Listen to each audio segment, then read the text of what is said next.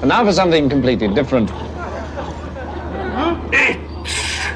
I can see what we are, don't know where we belong. Wanna know what you're thinking, wanna know what something's missing. Started stories before, but they ended up short. Get me up to higher places, want you to fill my pages. Is this for real or is it just a fantasy? Are we from now or is it really meant to be? Are you still in my arms when we've read out all the parts of this story?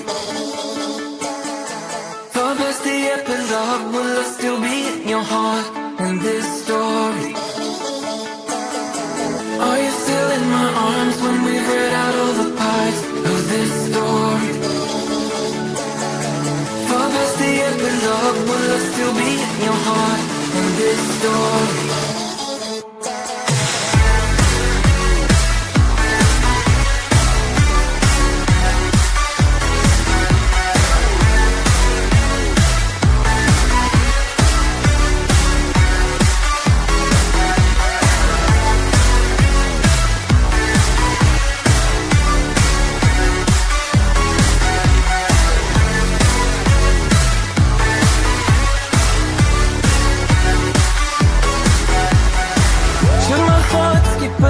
Wanna feel something deep.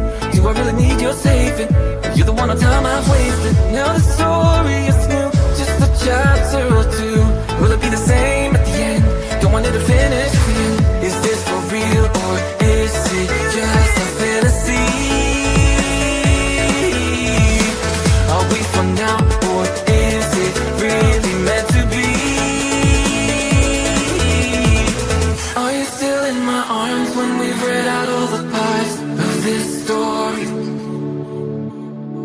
Far past the epilogue, will I still be in your heart in this story? Are you still in my arms when we've read out all the parts of this story? Far past the epilogue, will I still be in your heart in this story?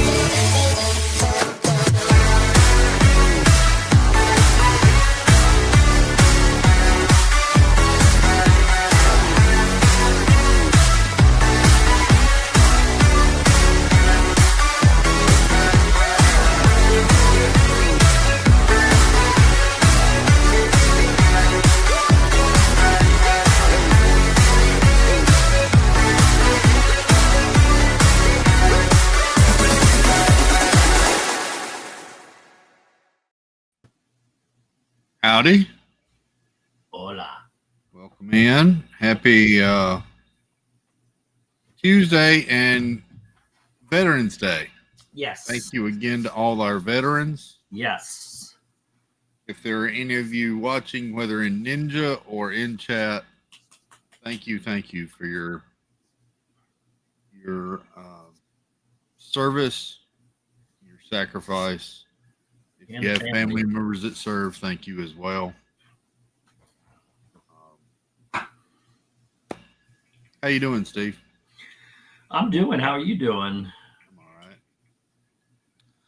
I'm all right. Had a headache today, but here we are. Yeah. Yep. Well, I guess that's good that we're here. Yeah.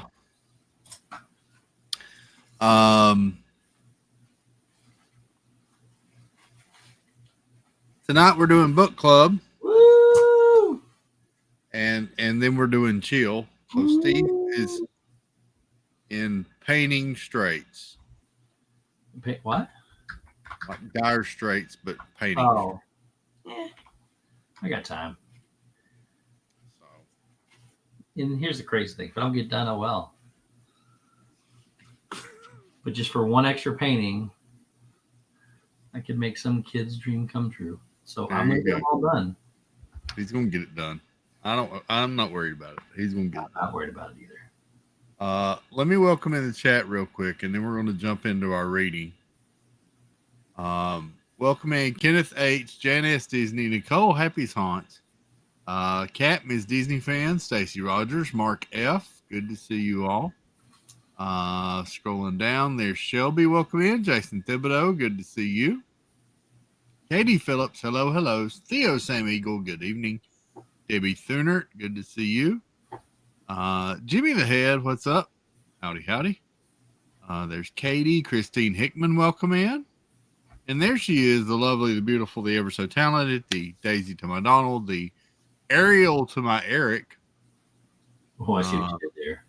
Yeah, that was book club. And the Jane to my Tarzan.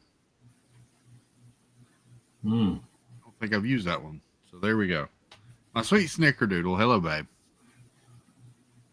Good to see you. G. Wilson, welcome in. Good evening. Dreamer Deborah, hello, hello. Good evening. And we're caught up, just like that. It was so cold today, Chris. Yeah, tell me about it. I woke up and it was 37 here in Florida, Central Florida. Yeah. It's currently 44. Well, it's 36 with a feels like 26 here now. Yeah, but you're used to that. I'm not. No, we're not. We're supposed to be back up to 64 tomorrow. We're supposed to be up in the 80s by the weekend.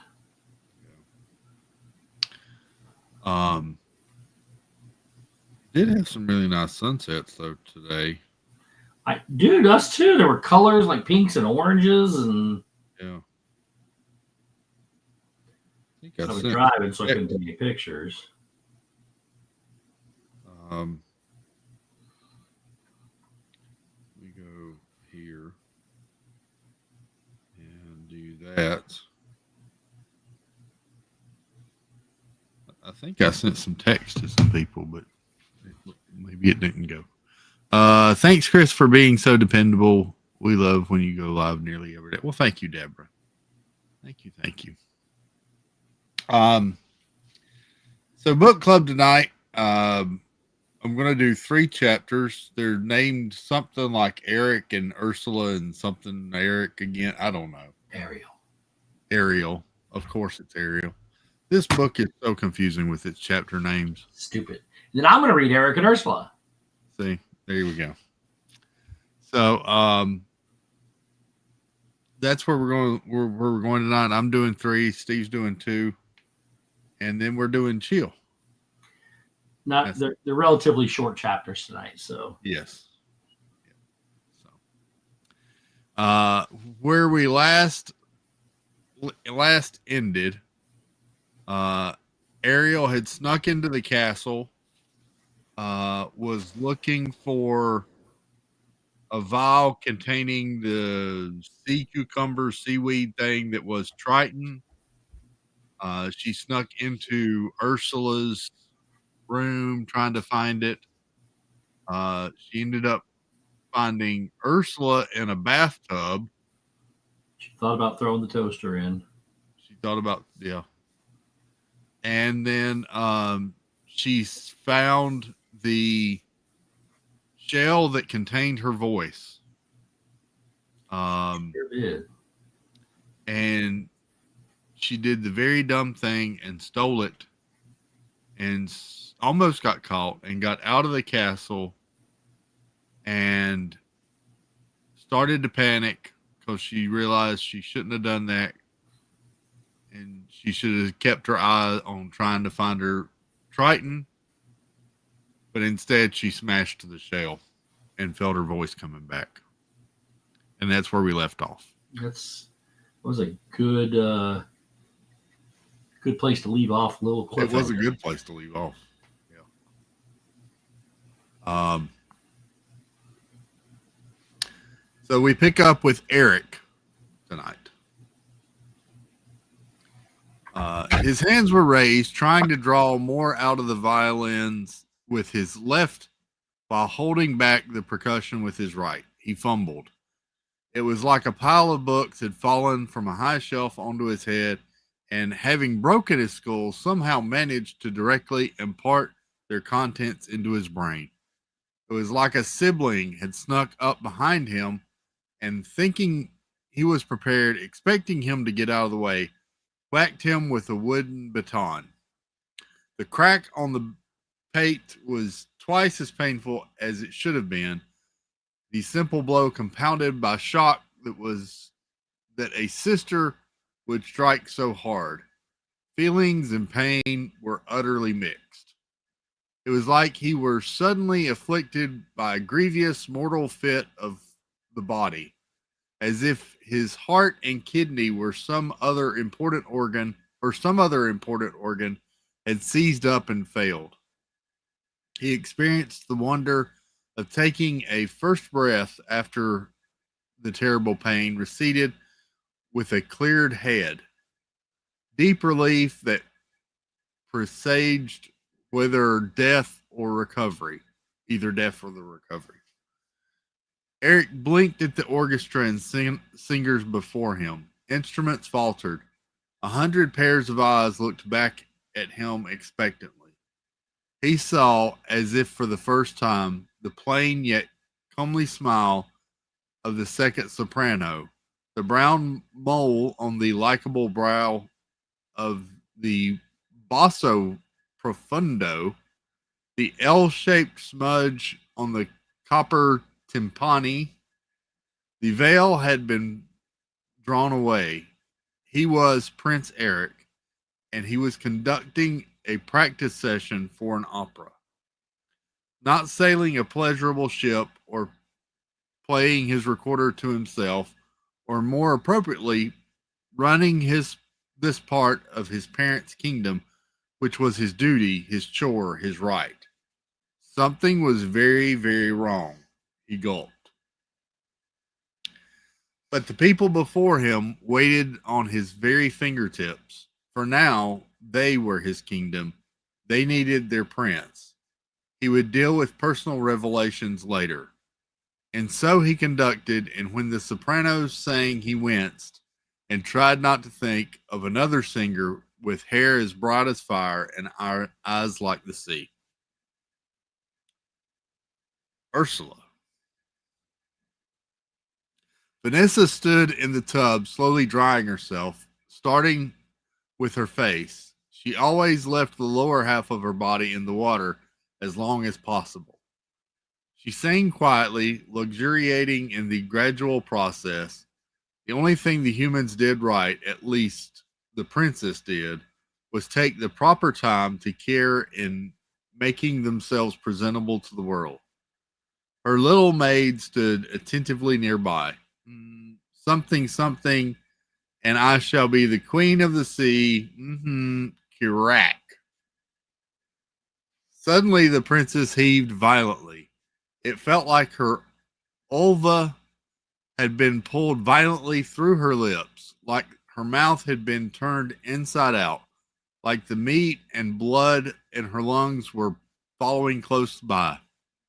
She coughed, certain the blood was going to spray out, but there was nothing on the piles and piles of white, sweet-smelling bubbles that filled the tub.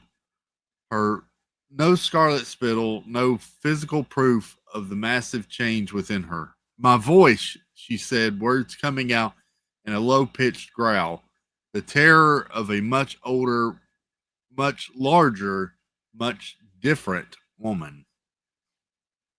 My voice, she screeched, pretty red lips squared and askew. She clenched her hands into fists, shaking in rage. Her maid looked concerned, obviously unsure what had caused this outburst. She waited nervously for orders. Vanessa, Princess of Triulia, clawed her way out of the tub and stalked up the steps, white foam trailing off her like smoke, naked and not cold. Barrett, unnoticed, hurried after her with another towel. The princess dug desperately through the pile of clothes she had taken off so carelessly before and threw them every which way in her panic. Where is my necklace? But of course it was gone. She spun to focus her wrath on the tiny maid who tried to hide behind the giant towel she still held at the ready. Not that her mistress hadn't lost her temper before, of course. She had many times when no one else was present, but this time seemed particularly bad. Vanessa's teeth bit into her bottom lip. She didn't even notice the tiny droplets of dark blood that welled up. Her cheeks sucked in under high cheekbones until her face fully looked like a skull. Her eyes were wild, and the white seemed almost yellow and sickly. Where is my necklace? The princess demanded again, tapping her chest to indicate where it used to hang. Barrett shook her head, terrified. Ah! Vanessa drew her hand back.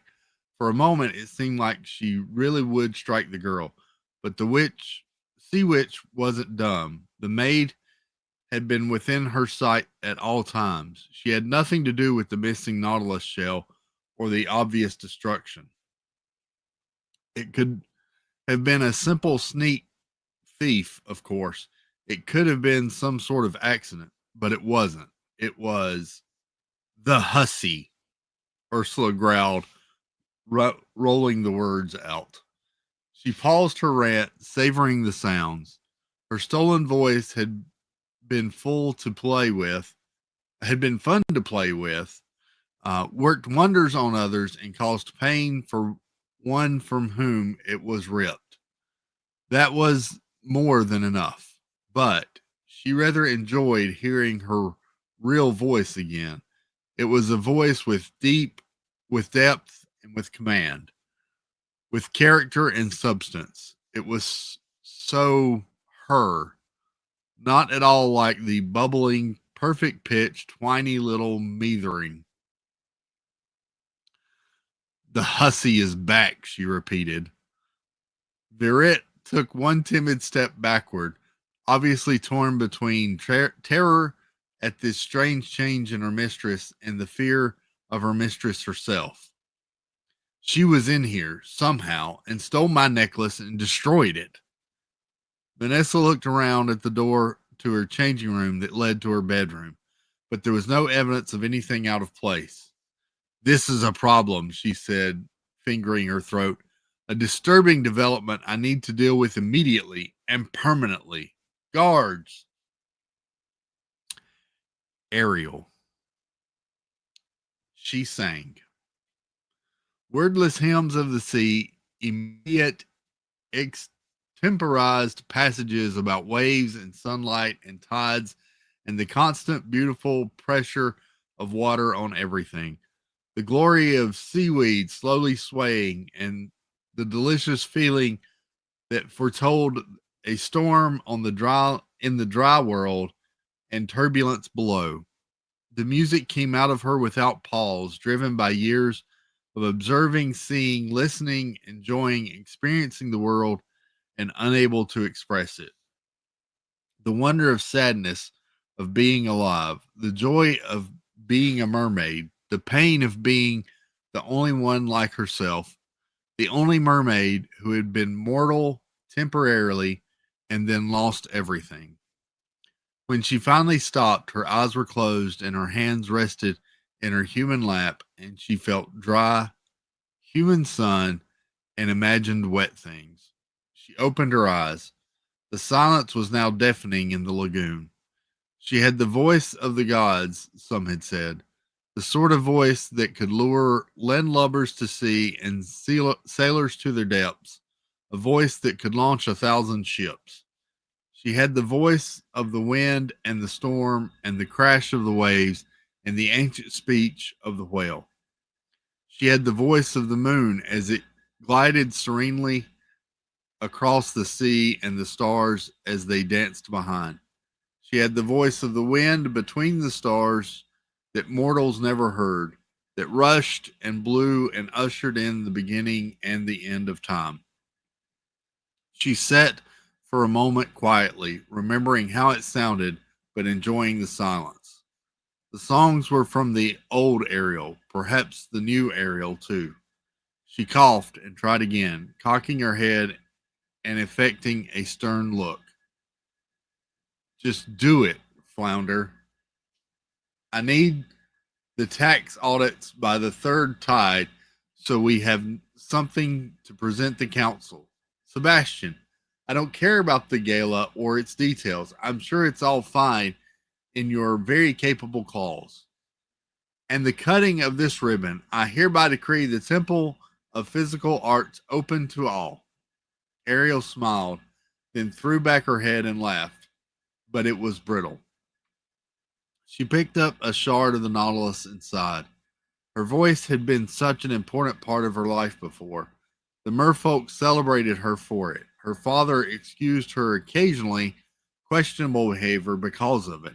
Eric loved the girl who rescued him because of her singing, but she had never really enjoyed singing for anyone else. In fact, she hated audiences. She sang because she liked to sing. She just felt something and had to sing it. If if she were happy or sad or angry, she would go off by herself and sing to the coral, sing to the seaweed, sing to an audience of sea snails or tube worms who listened but never commented.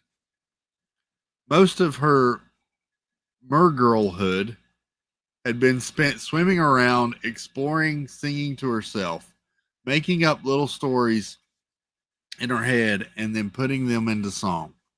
Ruefully, she remembered the concert that Sebastian had so carefully planned, which she had missed, which her dad had punished her for, which led him to set the little crab on her case, and so on.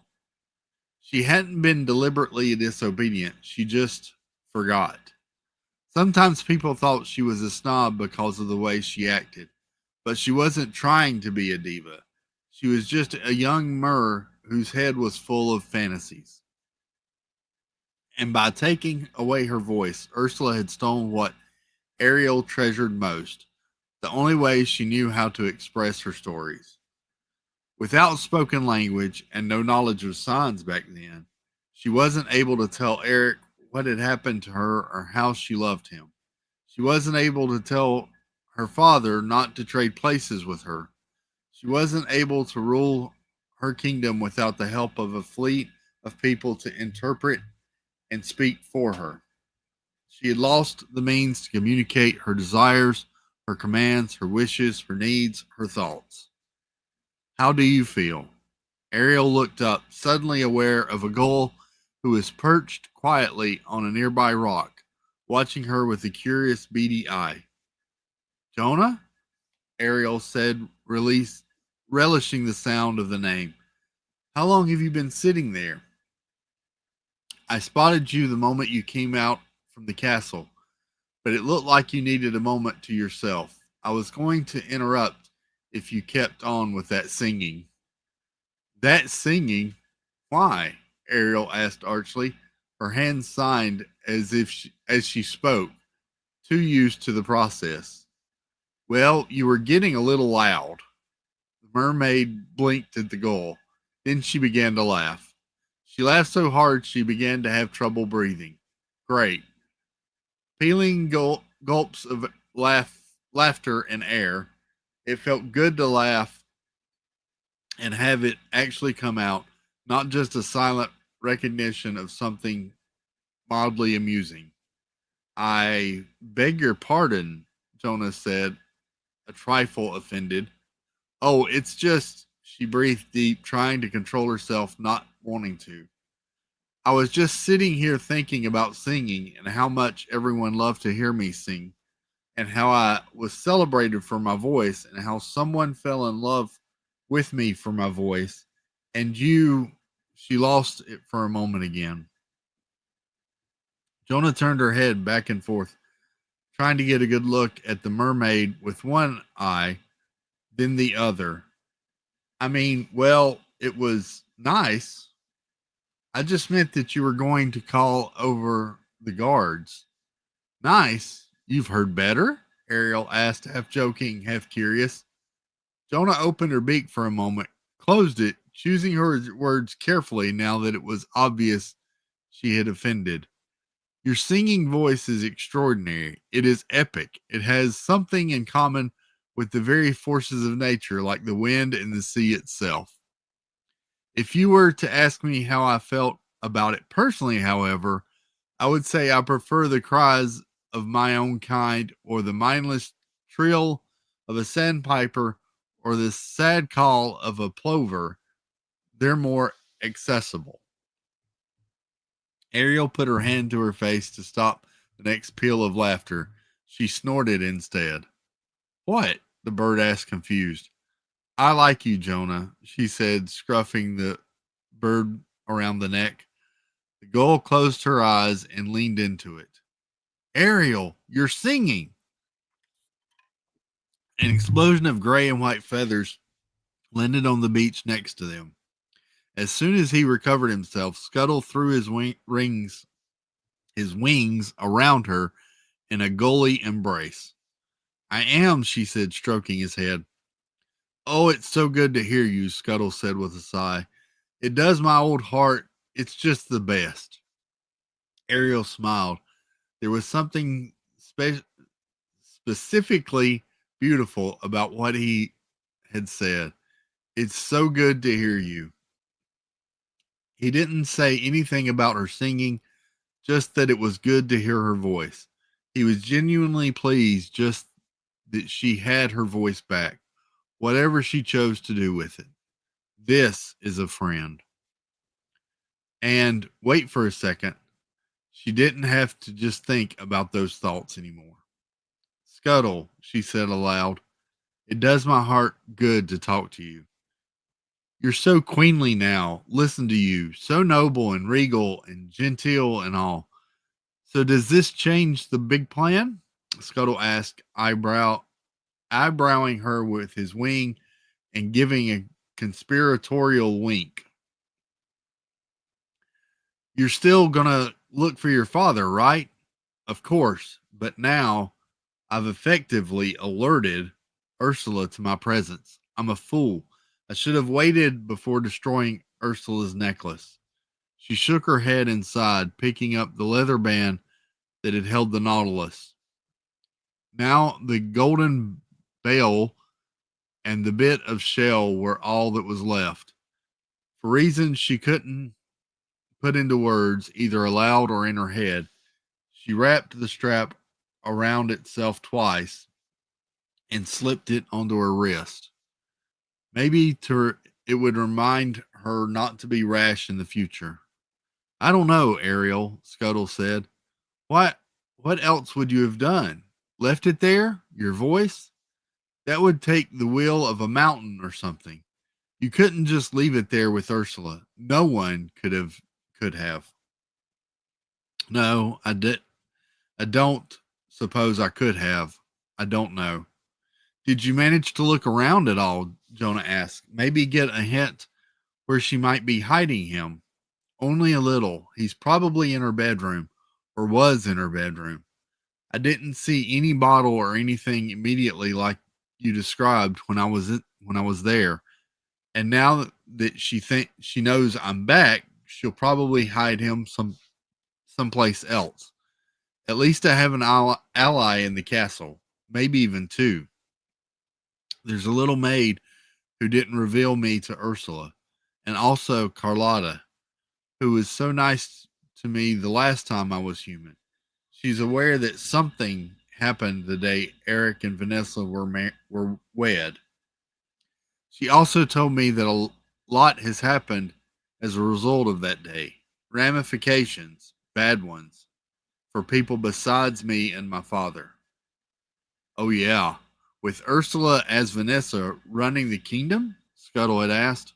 I mean, you hear things as a bird, but it's hard to tell when humans are happy or unhappy, especially when you're just trying to pick through their garbage. What I don't understand is why Ursula would stay, married to Eric, and here. She indicated all the dry world with her hands. What does she want? I thought her only desire was to beat me and get revenge on my father. She did that. This isn't her home. Scuttle shrugged. I don't know, Ariel. She's evil, right? Who knows why she does anything? To make more evil, maybe? Or maybe she just likes it here. Whatever is going on in her crazy head, we got to take her down. And that's what we got to do. We'll 86 her, get your dad back, get the prince, and everyone lives happily ever after. I don't know about all that, Ariel said with a smile. I don't think I can be responsible for everyone's happily ever after. Even my own? Get the prince? It was an intriguing thought, but one for later. Duty first. I think it would be difficult to 86 a princess and a sea witch, especially now that I've lost the element of surprise. Let's focus on getting my father back and then see what else we can do afterward. You don't want the prince anymore? Jonah asked curiously. Ariel looked at her in surprise. Had the bird read her mind? Excuse me? The character of you really seemed to pine after the character of him in Eric's opera, La Serenata. Jonah said with a shrug. And great-grandfather always told the story of the two of you, and you gave your voice away to win him. It was a long time ago. I was young. He was handsome and exotic. I don't think in reality there's much of a possibility of a long-term relationship between a mermaid and a human. It was so much easier to speak quietly first and then decide later if it was truth or lies. She was already losing the thoughtfulness that came with being silent. She scolded herself mentally. Better ease off, Scuttle said to his great-grand gull in what he probably thought was a helpful whisper. She seems a little touchy, still an open wound. Ariel took a deep breath and stood up. Well, I don't think I can go back in the castle right now. Everyone saw me rush out. What will you do? Jonah asked. While I'm waiting for things to die down a bit, I'll go see for myself what a mess Ursula's rule over Triulia has created. If Carlotta is right, it makes my task even more urgent. I can't have humans dying because of a princess I, however, inadvertently gave them. I need to go to town where the people are and listen to what they're saying. Absolutely, Scuttle said.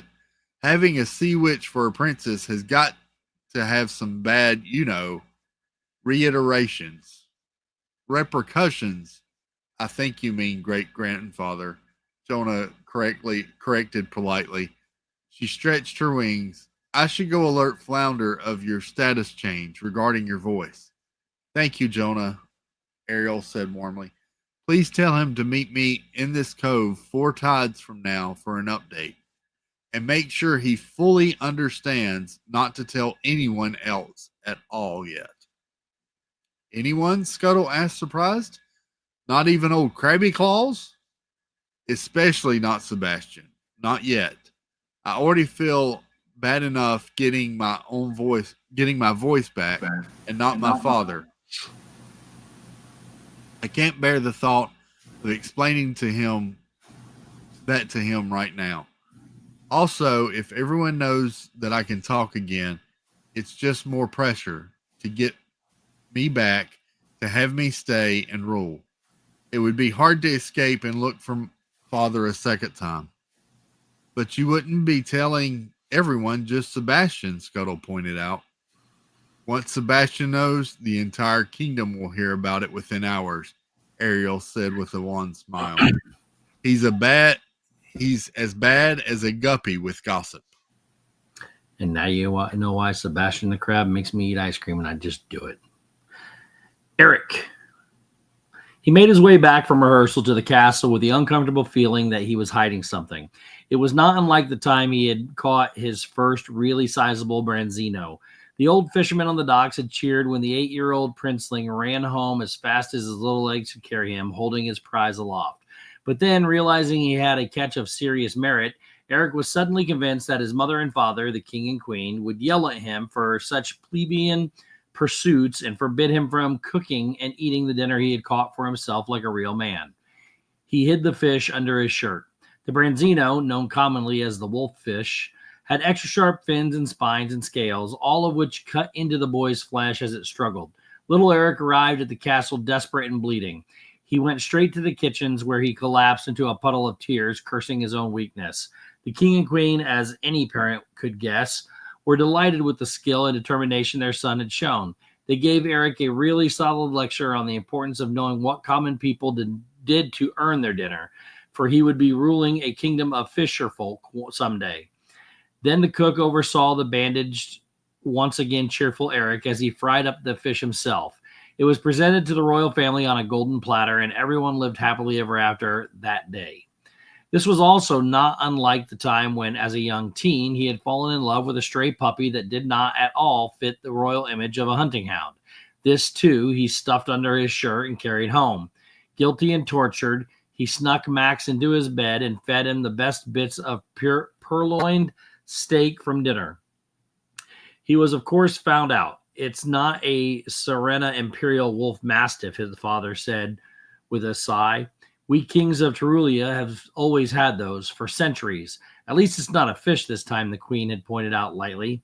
But little Eric and older Eric, and even now oldest Eric, never had a truly terrible secret. Those two were the worst ones he could come up with when trying to compare what he felt now to something similar in his life. What was it exactly he was hiding this time? It wasn't tangible, like a fish or a puppy. Clarity? Was that a terrible secret? Why did he feel the need to hide it?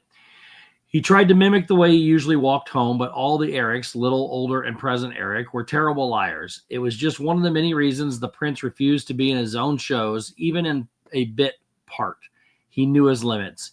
He looked up quickly, guiltily, askance, expecting things to appear different, more colorful, more detailed, more truthful, more meaningful.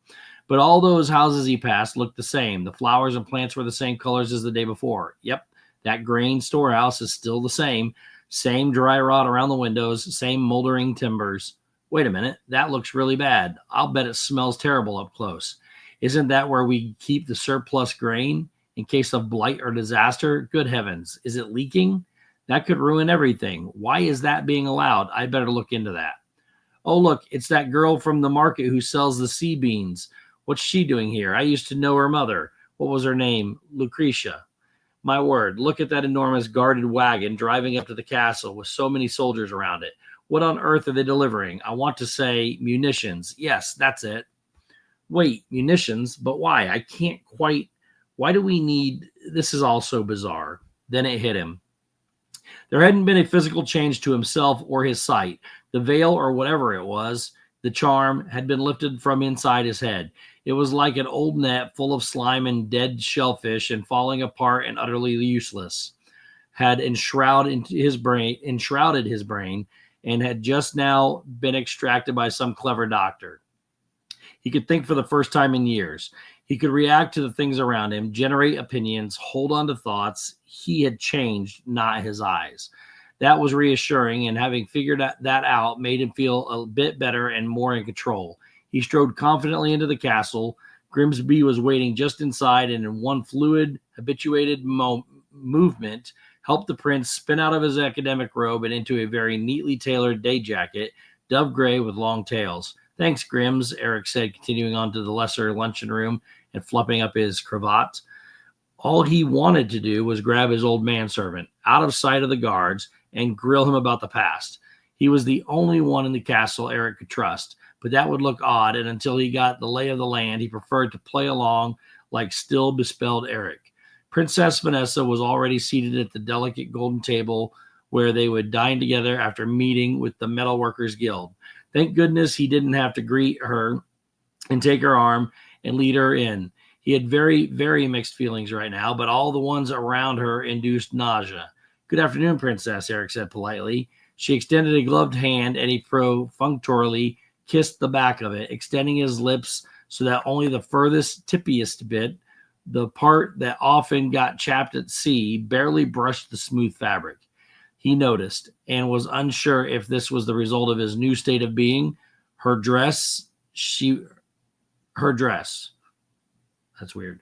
She wore an unusually demure pale blue dress with less bustle than usual and understated lace ruffs at the wrists. Also, a giant woolly muffler wrapped around her neck and shoulders. Oh, it matched, of course. It was a beautiful, expensive shade of blue and was fringed with the sort of exotic imported feathers that had long, skinny shafts and little bouncing dots of color at the top that flashed in gold and iridescence.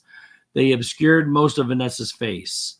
More luck, Eric thought. Bit of a nasty cold, she whispered huskily. One delicate glove hand went to her throat. I'm so sorry, he said, settling down into his own seat. Parched from the dry air in the practice hall, he picked up a carafe and began to pour himself a glass of cava. Then he stopped. Did he really want to be foggy-headed at all after this awakening? He reached for the crystal decanter of water instead. Vanessa watched him silently. The suited and dour captains of the Metalworkers Guild stood before them, the symbol of their station gleaming here and there on their persons. Silvery cane handles, the shining tips of their boots, simple rings, sashes with obscure buckles on them. If we may, Your Highness, a short and stocky man stepped forward. He had a luxurious, well-trimmed beard, and if it weren't for his modern tricorn hat, he would have looked exactly like a character out of one of Eric's fantasy tale books, one of the fair folk who actually dug the precious metals out of the deep mines. We don't want to delay your lunch any further. Very considerate, Vanessa hissed. Without her normal lilting tone, it sounded exactly as snarky and sarcastic as she probably meant. The man's bushy eyebrows shot up, but of course he said nothing about it. To put it plainly, he stuttered, we, of course, support any and all military actions as planned and carried out by you, of course. It does keep us busy, after all. All the musket barrels and mechanisms and cannons, no shortage of work. Eric frowned. How much work did Terulia's metalworkers have precisely involved in the crafts of war? The only reason there were fortifications in the city at all were because Roman governors and then medieval kings had liked their surroundings for their vacations by the sea. The problem is supplies. Your strategies have unfortunately angered some of our trading partners, and the pass in the north is now unsafe for shipping, especially cargo that could be seen as military. I thought our mountains had some of the finest mines in the world, Vanessa whispered, asking the question before Eric could pose it himself. His father had first shown him the location of the mines and quarries on a parchment map when he was a lad. The ink in which mountains were sketched in little upside-down V's was a dull black for iron and metallic orange for copper. That had fascinated young Eric, although he had wanted to put a dragon in there as well. What, Your Highness? The man said, leaning closer. I'm sorry, your voice. Mines, she croaked. Fine mines with copper. Absolutely, Princess, the man said. His eyes had darted briefly questioningly to the prince before resettling on her. Eric started to feel relief at this close call of being noticed, then realized something. No one paid attention to him anymore. No one had in years, and that relief that he now seemed to be accustomed to. What was that? Wasn't he crown prince? Shouldn't he be dealing with the head of the guild and all the boring business himself? That was his duty. A man was still talking. And if we didn't have the power to make bronze or pewter or things out of the tin, we would be set. Steel has its uses, but there are other things to be made besides weapons, and those other things need other materials. What things are those? Vanessa hissed. Maybe if she was speaking normally with her large eyes and eyelashes aimed at the men, it would have come out as, teach me. I'm an innocent young girl who relishes your older man wisdom. But there was a strange cognitive disconnect because of the husky whisper, almost like she was a much older woman, poorly play acting the role of a young ingenue. While Eric was pondering this, he was also puzzled by what she said. What things are made of metal? Didn't she have eyes? Didn't she live in the castle and use the objects within it? Well, Your Highness, the man said awkwardly, looking around for support. Most people in our kingdom, even wealthy folks like myself, tend not to eat off golden spoons and forks. He indicated the royal couple's place setting with a tip of his head, or burn our candles in silver candelabra. Pewter, bronze, and tin make all the tools and useful things for the rest of us. They have for thousands of years. And since we don't have tin in our mountains, we must trade for it, and we can't right now. Well then, Vanessa whispered thoughtfully, we must go to the place it is found and take it for ourselves. The man blinked at her. Bretland? She looked at him slyly out of the corner of her eyes, gauging his reaction. Eric watched her tawdry performance, horrified and yet fascinated. You want us to invade the allied kingdoms of Bretland? The man asked again. Never say never, the princess purred. Excuse me, I'm sorry. I couldn't hear, Your Highness. I said never say never. Beg pardon? Eric wanted to leap up and announce that this ridiculous meeting was over, that Vanessa should not even suggest the incredibly stupid, unheard of idea of military aggression against one of the world's greatest powers to a civilian, much less without discussing it with him first. But while he wasn't a very skilled chess player, his mother had told him that the most important thing in gamemanship was this: you could never be completely sure of the other person, so never make a move until you were sure of it yourself. And he wasn't, not yet, not until he had some time to think and figure things out. I think this merits more discussion, he said aloud, which was perhaps more than he had said in a while, but so wishy-washy that no one could accuse him of acting forthrightly with thought and opinion. Vanessa did shoot him a quick sidelong glance, but that was all. Your concerns about tin and I assume aluminum will be taken into consideration, or aluminium for all you British people. Thank you for your time, gentlemen. The group of men, somewhat startled at the prince's words, all nodded and made quick bows both to him and then the princess, and shuffled out. The head of the guild gave Eric one last appraising look before following. Eric steeled himself for a tense and obnoxious lunch with his princess. But once again, the prince was saved. My dear, I'm afraid I must off to bed now with this nasty cold. One must take care of illnesses before they grow serious, Vanessa hissed, indicating her throat. So sorry to leave you alone. That's quite all right. I pray you feel better, Eric said, trying not to joyfully reach for a leg of quail before finishing a sentence. He was nothing if not courteous. Ursula. Good little Eric swallowed the whole cold thing. She strode down the hall to her bedroom, Varit and her manservants trailing like eddies in the wake of a very large ship. Her mind raced. This was what it was like to be queen, princess. This was what it was like to actually rule and wield power and make decisions and get things done. Real monarchs didn't shy away from their problems. They dealt with them head on and then either beat them into submission or used them to further their own objectives. Every stumbling block is a stepping stone. She laughed to herself, remembering the first time she had heard that saying from one of the especially sycophantic Trulian nobles. At the time, she had no idea what it meant, because obviously if there was a stumbling block in the ocean, you just swam over it. She checked out herself askance in one of the large gilt-framed mirrors that lined the eastern hallway. Getting her gait just right was one of the hardest things about being on land, imperial, regal, yet simpering and attractive.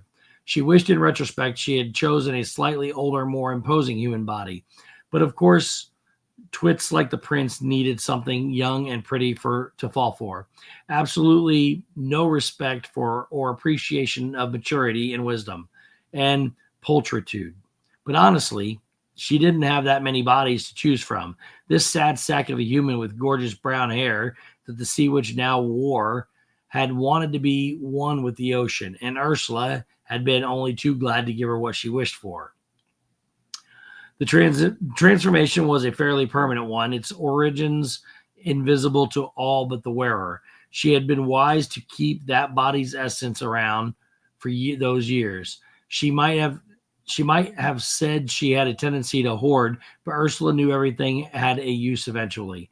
For an emergency, or as the dry worlders said in their ridiculous way, a rainy day. Vanessa adjusted her muffler. It was uncomfortable and itchy and made her sweat and possibly break out. Human skin was so temperamental, exposed to naked air, too moist, too dry, far too parched, pimples and rashes and exfoliation.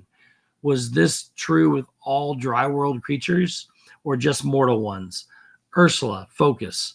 She went into her bedroom and headed directly to the vanity where she pulled off the ridiculous muffler and threw it to the floor.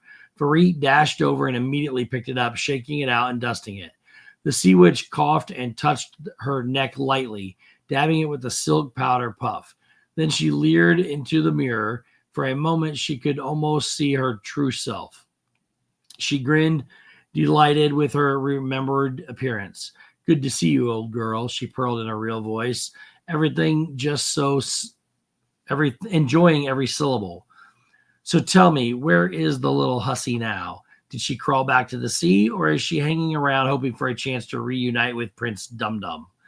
Anyone watching would have just seen a reflection of Vanessa checking her teeth, running a hand through the top of her hair.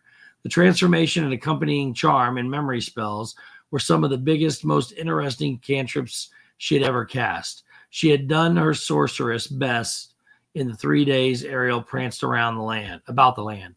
There was a lot there to be proud of. Still, it was a bit hasty and thrown together, and now its weakness showed, especially the mass-forgetting bit. It was Eric regaining his will. He had acted a little odd at lunch, but sometimes it was hard to tell with humans, especially dumb ones. But I think she's coming across as calling him dumb a few times. But if the day of the wedding began to grow clearer in the memories of those who had witnessed it, well, Ursula knew enough about mer and human behavior to know that it would amount to nothing. Mermaids, witches, sea gods. There was an opera about it already, for heaven's sake. People who knew the show would confuse that with reality, and people who hadn't actually been on the boat would think anyone who said otherwise was mad. No, Ursula wasn't worried about the staff, the servants, the peasants, the nobles, the riffraff. Only Eric and Ariel. A quick tempest of rage crossed her face, deranging it for a moment into a hideous snarl of lips and eyes and teeth. Eric and Ariel, whether apart or together, they were determined to screw up her life. The game had begun, or continued from years before. Ariel had made the first move, and it was a doozy. Well, she would put an end to that. Now it was time for her move. Flotsam, jetsam, she snarled. Both servants were in front of her in less than a tail slap later. Upon seeing them, Varit quickly betook herself to the closet, perhaps on the pretext of hanging up the muffler, and peeped out timidly. Ridiculous little idiot. Speaking of hiding, she would have to do something about the old kingy now. He wasn't safe from theft anymore. And maybe it was finally time to do that thing with him. The thing she had kept him around for all these years, besides the fun of gloating, just in case. Maybe it was time to set other certain plans in motion. Being a princess was fun, but there were greater stakes to play for. I want this castle put on high alert, Ursula snapped. I want a meeting with the captain of the guard. I want watches doubled, tripled. I want everyone to know about a certain red-haired enemy of the state. I want a reward put out for a sighting and another for capture. I want dozens of men on the beach again, men in front of every low window, and for every maid to be told exactly what she looks like. Absolutely, Ursula, Flotsam said with a grin. About time, Ursula, Jetsam said with a sneer. Varit said nothing. The bright bit of beach outside her window caught Ursula's attention. A slow smile spread over her face. And, she said slowly, I think a warning might be in order. Oh, my. There you go. Yep. I like the back and forth and getting the other reactions. Oh, yeah. Welcome in, Windy B, and I saw Rye Guy was in chat. Hello. Howdy. Rye Guy and Lala came in to hang out for a little bit last night with me. Nice. It was fun. Nice. They did. Yep. And Rye Guy had a pin you wanted. He does, and I got a pin for him. I forgot to send him the picture of. I got it though. There you Turn that bright light off. There we go. So we'll pick up next week on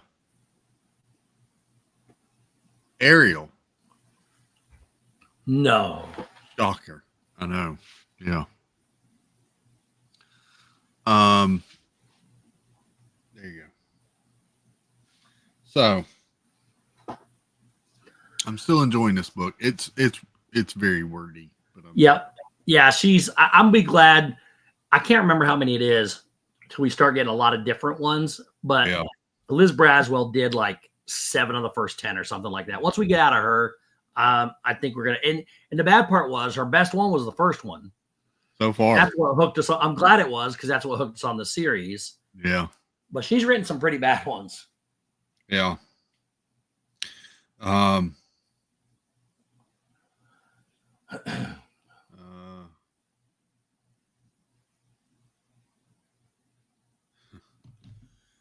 So sent the links out to everybody, so we'll see if we have some friends join us.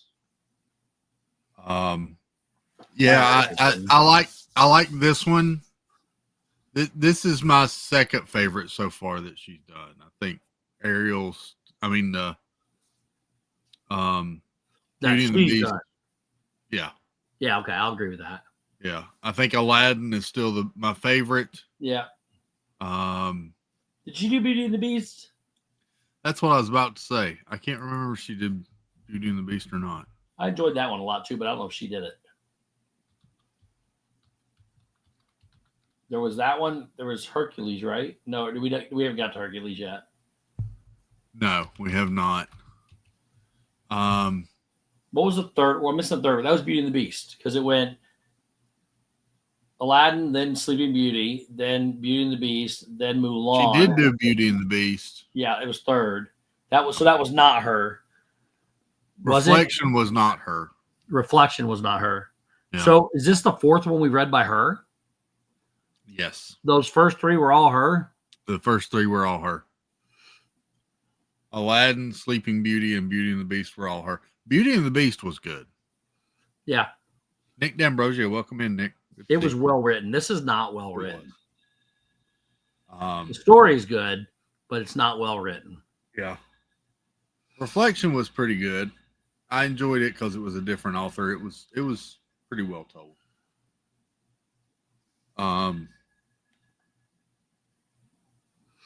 But this one seems overly wordy. Yeah. Jennifer Caruso, welcome in. Jennifer Caruso has us on a very large screen right now. Oh yeah? Yeah.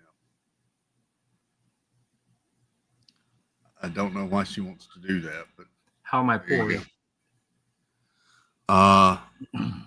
Not well written. Robert Dixon, welcome in. Good to see you. Yeah, this one is just it's like it's unnecessarily wordy. Like she describes something and then she describes it even more with bigger words again. Yeah, it's so repetitive. Yeah. I read the word askance 4 or 5 times. That's stupid. So I like the way the story is going, and as far as the core idea and all behind it, it's just anyway too many adjectives. Yeah, like she used a thesaurus. That's one of my favorite dinosaurs.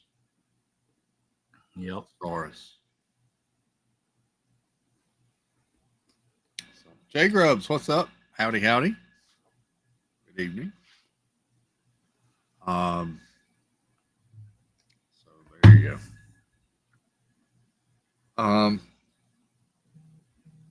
I looked earlier. There was no new Lego drop today. Today's Tuesday, so I didn't see any new Lego dropped today.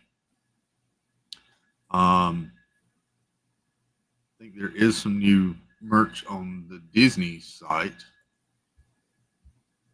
Oh, and Steve, you have the Haunted Mansion chess set.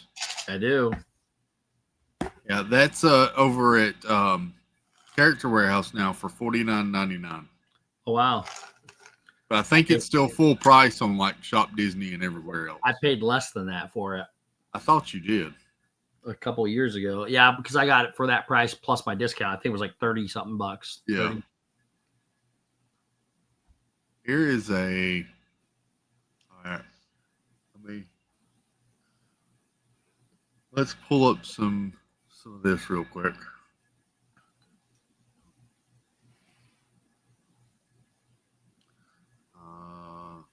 Grab that one. We're on 109 inches.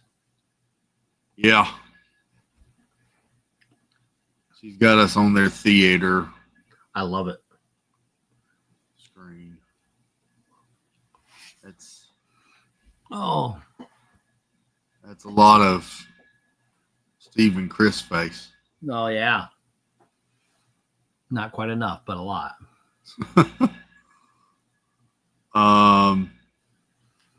Let's go with that. There's a few new things on Shop Disney. Let's grab him and grab him. And where is...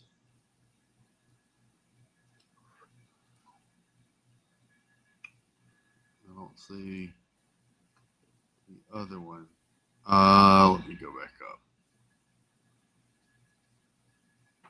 Maybe I missed it. Yep, there it is.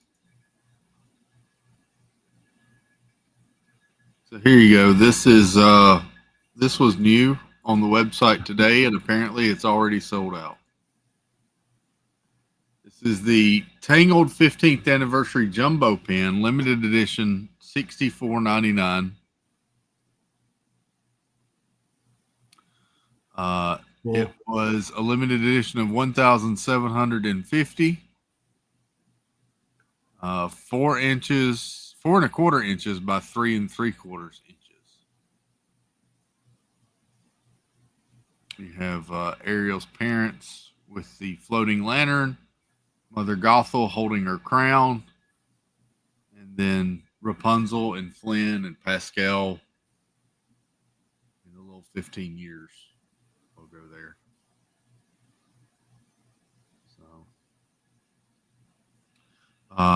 And then this is the Tangled 15th Anniversary Mystery Blind Pack 2-piece limited release. This is 2 pins in a box, about 1 3/4 each, and the pins form a sun puzzle. You have some of the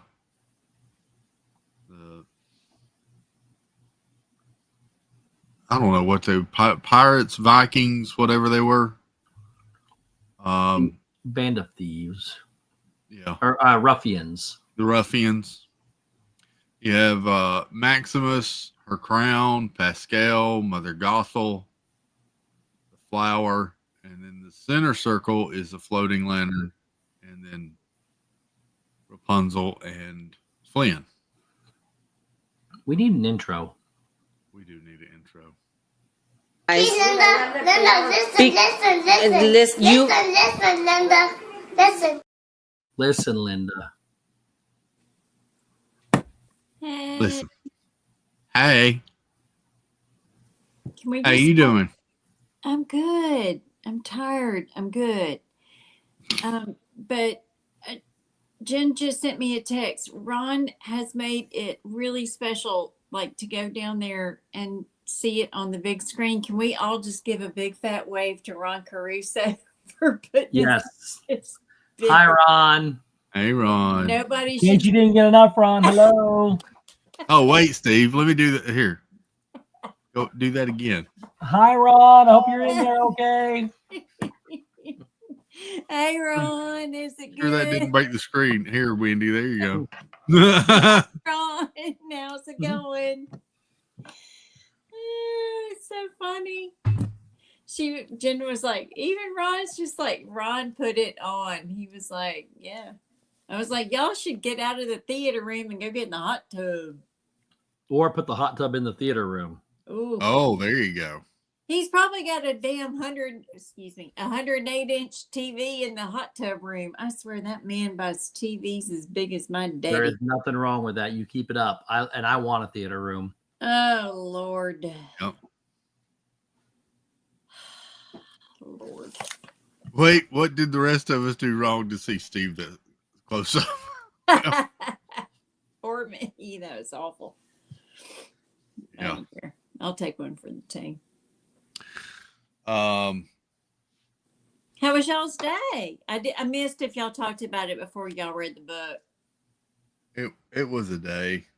I Was it didn't talk about Tuesday? it too much. Yeah. I was really busy. Yeah. I got did no start clue. work on Name That Tune Christmas edition. Oh, nice. Oh, exciting. Have almost 40 songs done. Oh, wow. Oh, wow. That's progress, buddy. That's progress. So, yep. What's your temperature up there, Chris? Right now, Mm. it is. Let me check the weather. The weather app says it's too damn cold. Mm. It's 37 with a feels like 24. How are you at 37? I'm at 32. I'm at 43. Maybe it hasn't updated. Let me refresh it. I just checked right before I came in. Mine's 32 with a feels like of 32. You So do that's, know you don't live close to him. yeah, but I'm further south. Yeah, but there's a cold front that pushed from west to east. That's true. Yeah, I get it. Well, not from west. I mean, yeah, a little bit, but out west. Maybe you're in the more dangly area of the cold front. dangly area. All right. Maybe the angle of the dangle is hitting you more than it's hitting me. Perhaps when I woke up this morning at 8:15, it was 26 degrees. Jeff Connick, good to see you, sir. Look, Howdy. look at me in the house. I'm in a Sherpa little, and I got a freaking what is it called? The Disney whatever, you know. Spirit crap. I'm in a Spirit jersey underneath it that I cooked in all day because I'm like, I don't care. Ron Crusoe says it's 28 and feels like 19. Oof. Stacey Rogers is at 36. Stacey Rogers is warmer than me. Bill Steffen is at 43 in Kentucky. Check. Let me double check myself. See, now the warm front's pushing through, which is what we're going to get tomorrow. See? God, please. Oh, I'm at 33. Mayor's at 39 and feels like 27. I don't know what the feels like is. It's Our normal. temperature's going up. Mine's not yet. Right Good now. gravy. Walt Disney World says it's 43. We're at 41, and And it it's going feels like to 41. we're at 41. That's where it's holding steady at 41 till 8 a.m. and it goes up to 46. This is as cold as it's going to get for us. What's up, Scooter? I think we've hit our bottom. Buddy. I think that we're just going to go up from here. But, geez, Louise, why am I colder than up north? Okay, this weather thing has things called fronts. I know. I'm just bitching.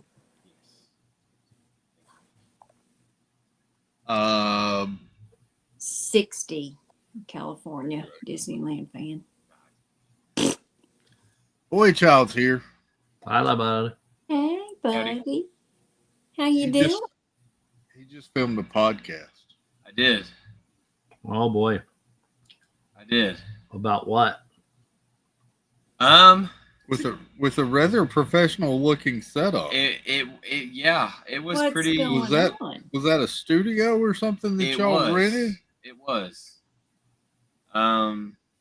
So one of my best friends in college. His Oh, wow. Wow. So I'm on the left. One of my best friends is on the right. His girlfriend's dad owns a media company and is wanting to get into the podcasting realm, and has partnered with a creative studio somewhat nearby, and they're wanting to get into doing podcasting, like renting out the space and the service of like filming and editing and audio and stuff Yeah. as a business model. And so me and my friend are the guinea pigs. Nice. For proof of concept. So they're letting us use all of the equipment free of charge, which is really, really, really nice of them. That's fun. They've got, for anybody that knows anything about cameras out there, they've got 2 Sony FX3s, which is an $8,000 rig each. So this is a video podcast, not a regular podcast. Yes. It's titled. We haven't posted it yet. We just filmed it today, and we're gonna edit it down. But it's gonna be titled "Why We're Here," and it applies 2 different ways. Holistically, about faith, because we both like to talk about our faith and about Jesus and the Bible, and so why we're here pertains to the faith aspect, and it also pertains into like our 2 hobbies. My friend is very much into film and movies, so that's his biggest hobby, and then mine is photography and motorsports. So we're gonna do each episode. We're gonna do a little Bible study, and he'll talk about film, and I'll talk about motorsports, and we just yap. So Oh, wow. first pilot episode is an hour long. Currently, we gotta edit it, cut it down a little bit, but yeah, did that today. Evan, that's awesome. I'm excited That's for it. really awesome. It's gonna be really cool. So I'm so happy for y'all for that. That's Welcome in, Diz Dad and Marguerite Nagy. Oh, stupid phone shut off. yeah, I'm gonna be like you. Yeah. Have a bunch of people on and talk about whatever. Yeah. Mm.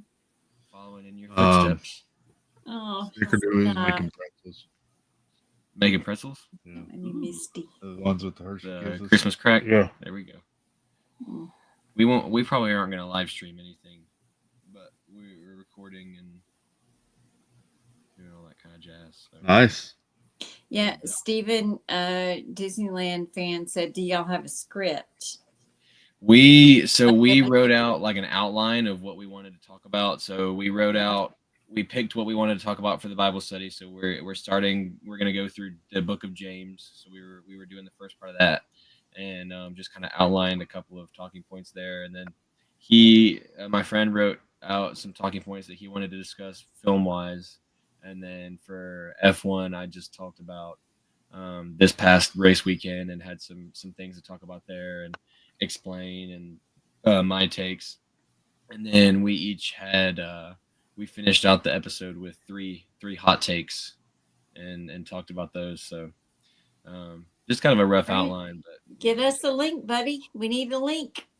yeah, nothing's posted yet. We've still got to get it all edited When you're ready. and put together. But yeah, I'll definitely send that out. That's awesome, Evan. I'm so proud. That's great. We're Cool. excited. We're really excited for it. I'm excited for y'all. Subtle plug, I guess. Yep. But we'll do a why we're here Dad Builds collab. We'll have you on there. nice. We'll have you on there talking about why you're here. Need to have a special guest. Yeah. I was thinking you need to the have number special one guest special girl guest. child. We talked about that. Yeah. Keep going. The studio was a little tight, so it'd be difficult having a third person in studio, but we could do it over video. Yes. You can Yeah. also, there's good software out there, which I'm sure the guy knows about, that will allow you to bring in guests remotely. Like, Yep. That works really, really well with what you're trying to do. That's Yeah. what's in the plan. So we're excited for it. We're hoping that it goes well. We're just doing it for fun right now, but obviously, excited for what may happen. I think that's a good way to start, and don't ever lose it for fun. Like, Yeah. do it because you enjoy it. Don't do it as a cycle or a job. Just like if it's not fun, people are going to feel like if it's not fun, it's going to be evident. right. And make it outline, not scripted. People don't watch scripted. Yep. Well, I mean, I think when he was asking scripted, I don't know what he was asking, but I'm assuming, it's an outline, right. It's bullet points to have discussions about, and it's free flowing. Just don't read from a teleprompter. No, I don't think they're going to do that. They're young. They're not a teleprompter. We're young and sprightly enough that we can do our leave scripting to us pros. I know what I'm doing. Does not work. Steve, you weren't supposed to say that yet. You were supposed to let me. Your head on the script. Sorry. Wait. Say your next line first. I'm sorry.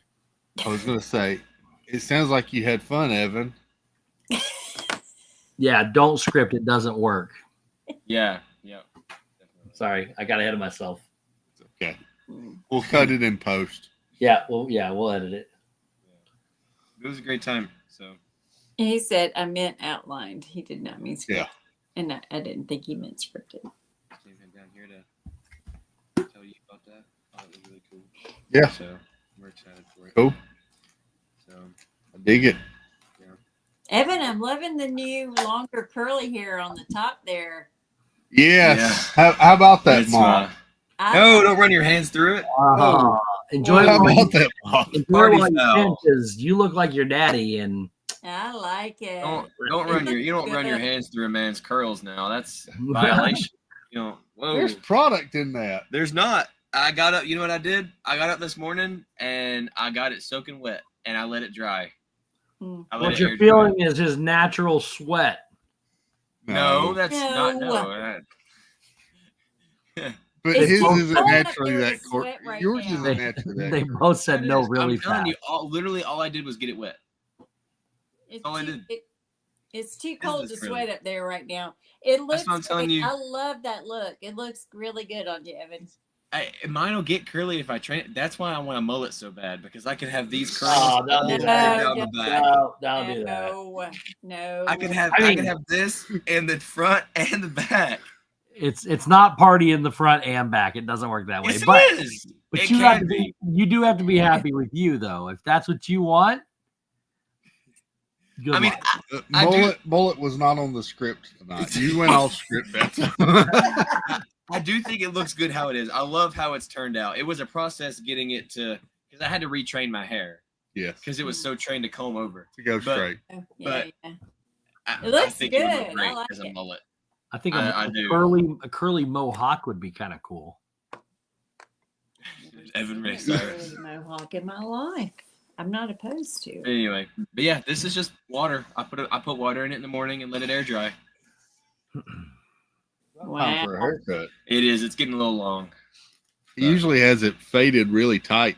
Yeah, I usually keep a close fade on the sides. It looks great. Shaved in a while either. No, I need to shave. It's No Shave November. It is No Shave November. I haven't shaved this month. I hadn't either, but I'm getting so close. I'm itching.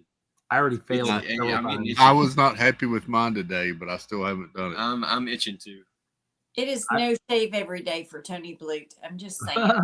It makes me insane. Diana Murphy, hello, dear. He shaves like every third or fourth day, and I never seem to see the face after the shave. I hate shaving. I hate it, but I got to do it way too often. I want it smooth. I'm gonna hop back up. All righty. Read a textbook before I go to bed. All right. Have fun. Buddy. Bye, y'all. Thanks for letting me out. Evan. Y'all have a good night. Good to see you, buddy. Love you. Good to see y'all too. I love you. Love you too. Night. That boy build segment was brought to you by Lancinho Lanolin Nipple Cream for all your. And Not I just- heard it. Not just nipple cream, now product for your hair. He's Oh, like, not the nipple cream. that sweet boy. That's the secret product that he uses. That's the secret product. Mm. Yeah. Oh, that boy. He's a sweet boy. He's a good boy. He's a handful. Mm. Not so much. I was not expecting that. I heard him come in or pull in, but I wasn't expecting him to come down. Okay, what were we talking about? Oh, there was some new merch on Shop Disney. If Ooh. anybody cares. I got my shipment in when they did the 30% off. Mm-hmm. My shipment arrived today. I have some Christmas presents in there. Lori Thompson is not watching, and hers is in it. Oh, Mike. I'll tell him you sent it, Mike. Thank you, buddy. Mike, you're so Mike, sweet. you're too kind. Appreciate you, bud. Hippopotamus, hippopotamus, hippopotamus. Ow! Thank you, Mike. I'll let him know you sent it. Took a picture. Oh, Thank you, buddy. This is the Santa Mickey Mouse and Friends Jumbo Holiday Pin. $64.99. This one is still available. It's limited edition. And it looks like it has sparkly green. oh, that's cute. Yeah, it's pin on pin with Minnie and Mickey and Pluto and Chip and Dale on the windowsill. That's. Comes in a nice little A-frame. Oh, I kind of wouldn't want to take it Package? out of the package. The package. I wouldn't either. I would like hang it on my tree like that. It's a limited edition of 2000. I'm surprised it's still here. Oh wow. Oh my God! It's $65. Yes. Never- It is 4 inches by 3 inches. The Okay. pin, the Ooh. box is 8 1/4 by 8 1/2.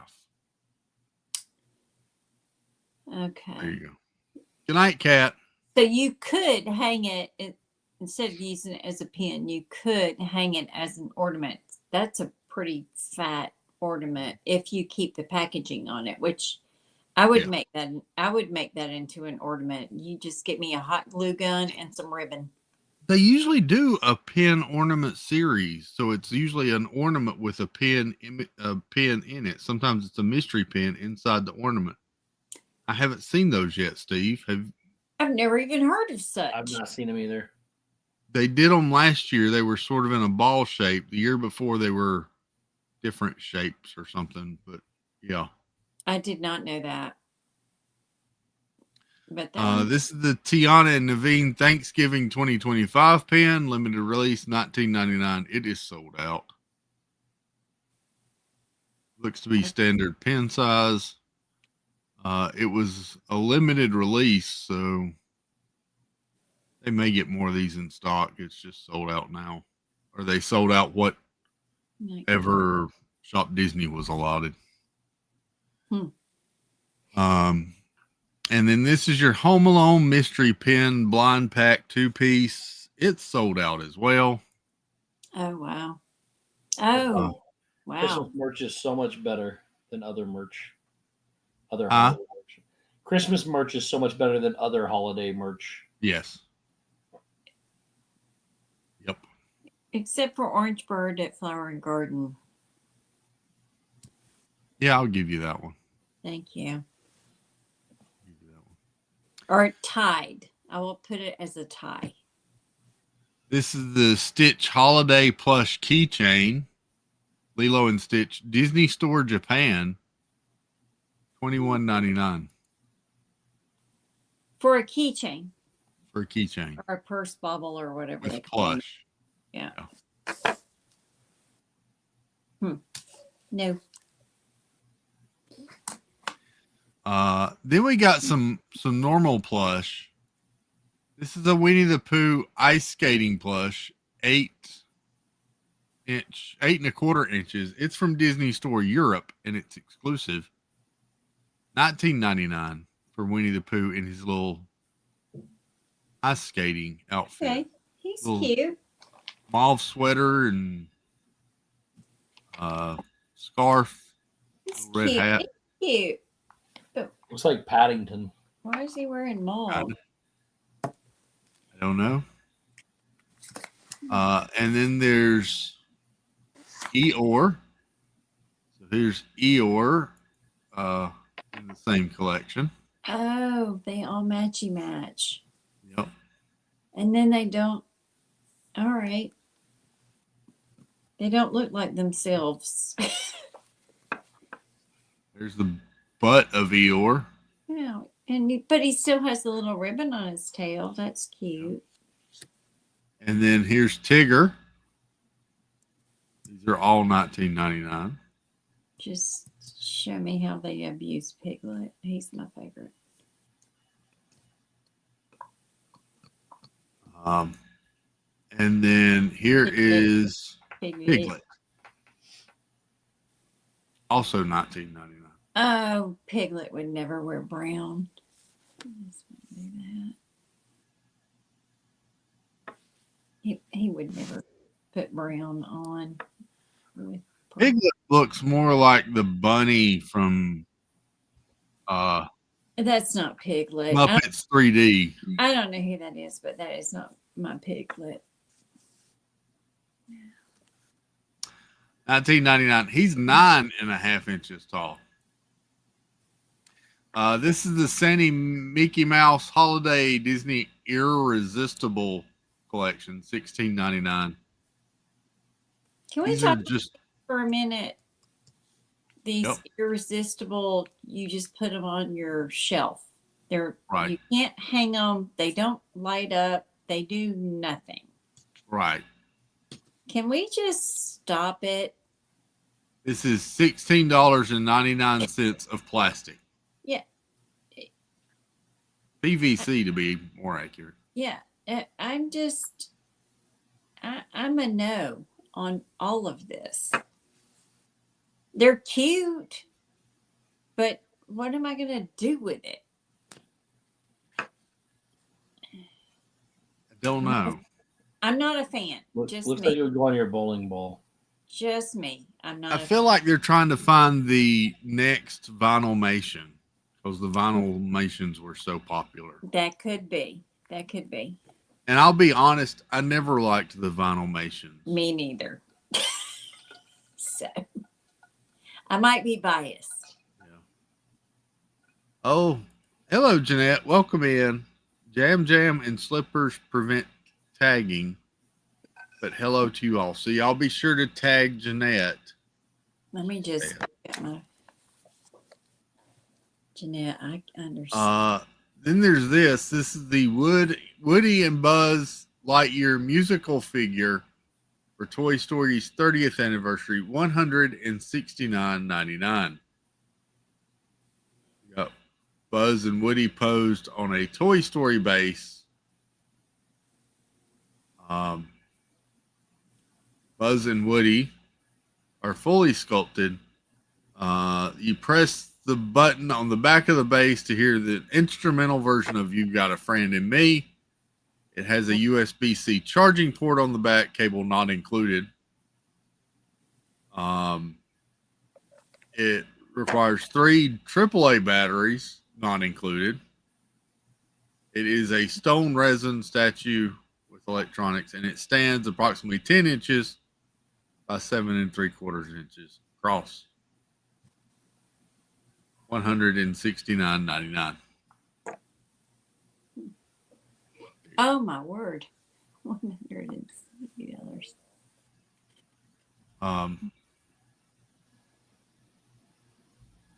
And then let me go over here I'm sorry, my glasses are.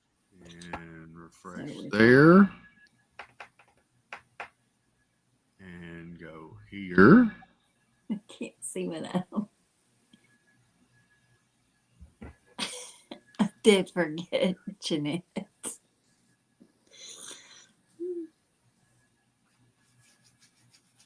And let me see if I can find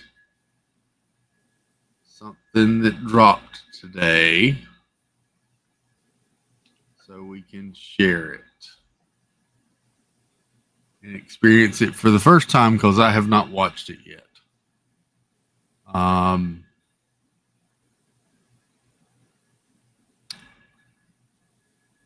Where did it go? Let me go here and search this way. Are you just pulling it up fresh, or is it something you had saved in the background? That's something I got to pull up fresh. Here we go. Okay, let me close out all these Disney Store tabs. I'm not buying any of that stuff. This was posted today by Pixar. Oh, Toy Story. Toy Story 5. Big trailer. No, they It's are a not big- doing a 5. Yeah, they're making three.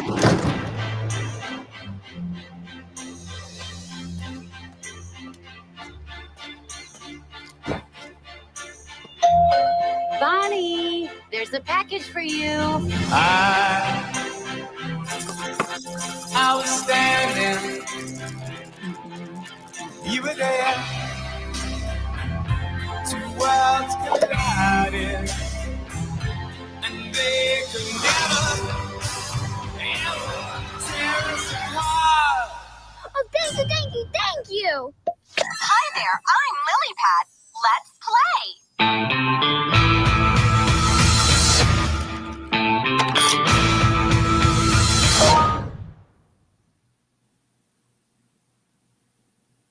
Okay. No. No. They have to fix what they messed up on the last one. There's going to be a sixth one, too. I do not hate the last one. But we are a Toy Story family. When Reese was at the right age when Toy Story 1 came out, we as a family have followed that series. And that last one, we hated it, but we loved it. It was the most heartbreaking thing I've ever seen. Like I've never oh my God. Knowing the story of, I know it's a toy, so it would never happen, but knowing the story of Toy Story and what all the characters are, it would have never resulted in that way. Woody would have never left the group. He would have found a way to bring them together. It was a terrible, terrible way to destroy a perfect ending in Toy Story 3. And now the only way they fix it is now they got to do two more. But how are you going to keep the toys together? I mean, how are they going to stay together for? They're all going to go back. They're going to all come back together to be Andy's kids. So here's my thing. But that with the stupid lily pad, that looks dumb. That has nothing to do with the trailer whatsoever. It's not a real trailer. Toy Story 3 was the perfect ending to that. It was the type of Andy's story. I agree with hand you off to the new child. It was supposed to be a nice farewell to this trilogy and to this. I agree. But the cash grab could not stop. I got no problem with them making more. They just got to do it right. And what they did in 4 was not right. Right. But I got sucked into the whole when we went to go see 4, and I cried like I shouldn't not have cried in a public theater. So did Tony. We were wrecked. We were totally wrecked. You sure you got 3 and 4 confused with each other? No, 4, because when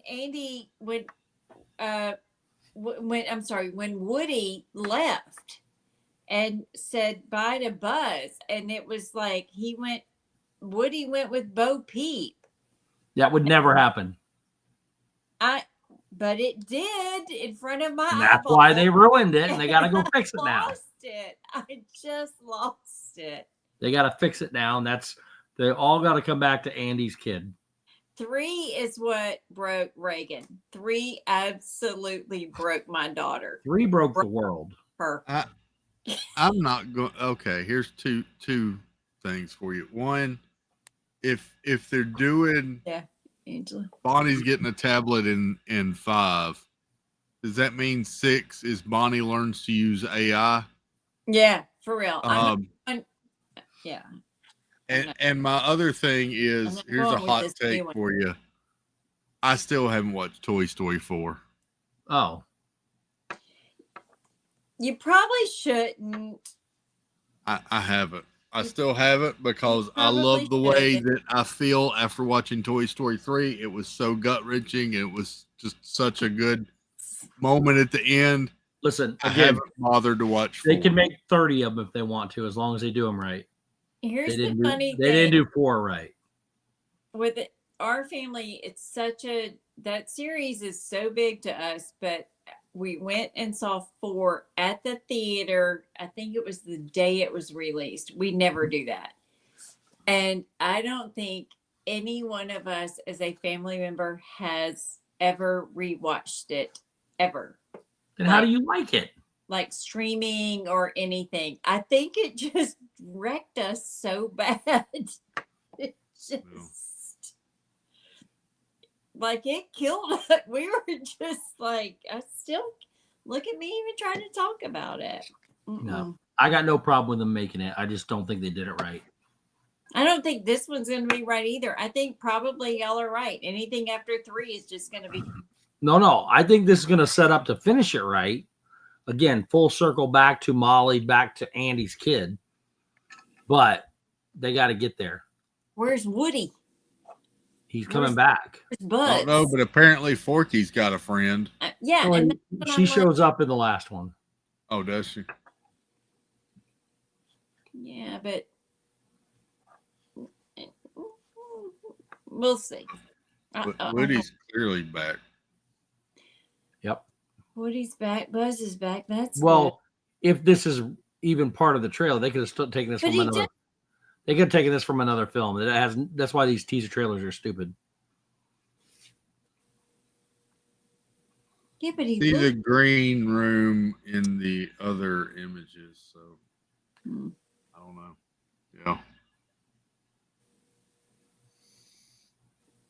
Yeah. Yeah. There you go. We'll see. We'll see. Perhaps. I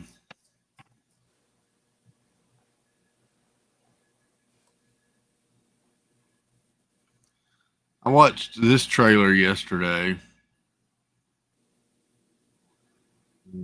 I don't know why I'm subjecting y'all to it, but here you go. Oh, Lord. This is coming to Netflix.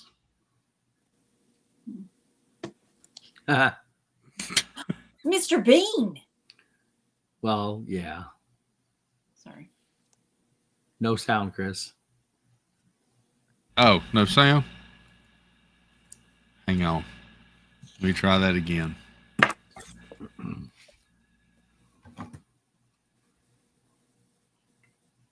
Okay. Here we go. Hello? Sorry to bother you, sir. We're making inquiries about a missing baby. A baby? A misplaced baby? What do you mean, Dad? What are you doing, Trevor? It's a bit of a long story. I rang earlier about a baby that was left behind at St. Aldwyn's School. Let's start with your last name, sir. It's Bingley. So the name's Mr. Bin, is that correct? Well, it's Bin and then Glee. Got it. So Bin's your first name, Mr. Glee? Hello? Time for Plan B. Oh, hello. It's Trevor Bingley from House Sitters Deluxe. We are naturally looking for a highly responsible individual with maturity. Right, yes. Sorry. It's the season to be jolly.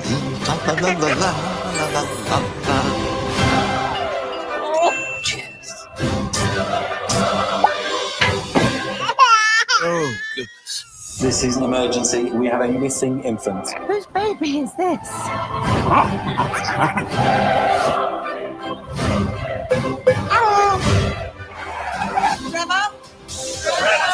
No. I'm afraid we have a problem.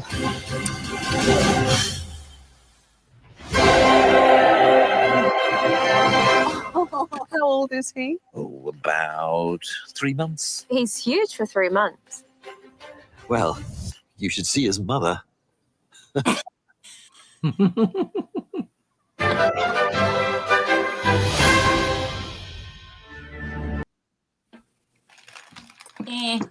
Mr. Ben Glee. I hate that. Glee. Because I love Mr. Bean, but that looks kind of weak. Yeah. I did like Rat Race. That was a good movie. I did say that was a series too, not a movie. Yes. Oh, okay. When does that come out? Either way. December 11th. I'll probably watch it. We probably will too because it's Mr. Bean and we watch all things Mr. Bean in this house pretty much. Yep. Yeah.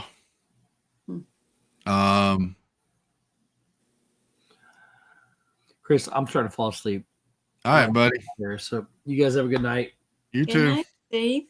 Love y'all. Have a good one. Bye. Love you, buddy. We do. Love Tim and Love Actually. I don't know if I've ever watched Love Actually. What? What?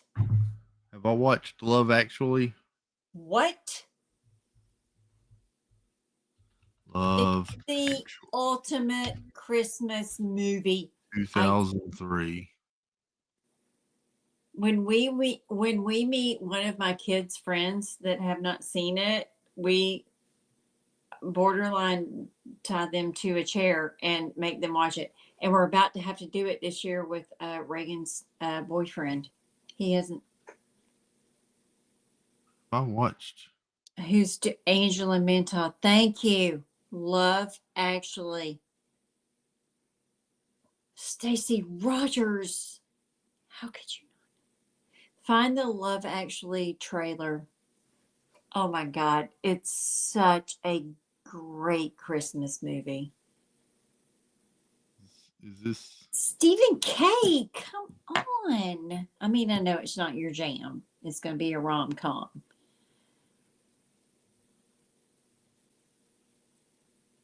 This is the trailer for Love Actually. Yes. Yes. Right, okay, let's go. Welcome, Prime Minister. True love lasts a lifetime. Exciting news. Ask me anything you like, I'll tell you the truth. How do you think the new record compares to your old classic stuff? Oh, come on, Mikey. You know as well as I do, the record's rubbish.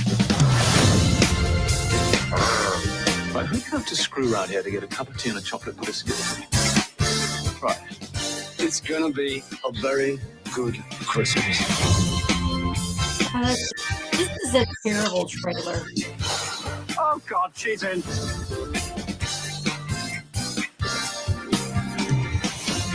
I'm out for a drink, and then after about 20 minutes, casually drop into the conversation the fact that you'd like to marry him and have lots of sex and babies. Did you know that? Yes. And so does Carl.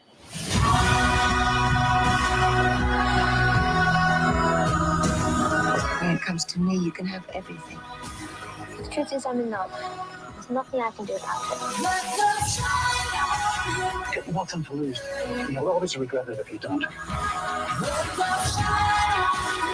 All I want for Christmas is you. Seems to me that love is everywhere. If you look for it, I've got a sneaky feeling you'll find that love actually is all around.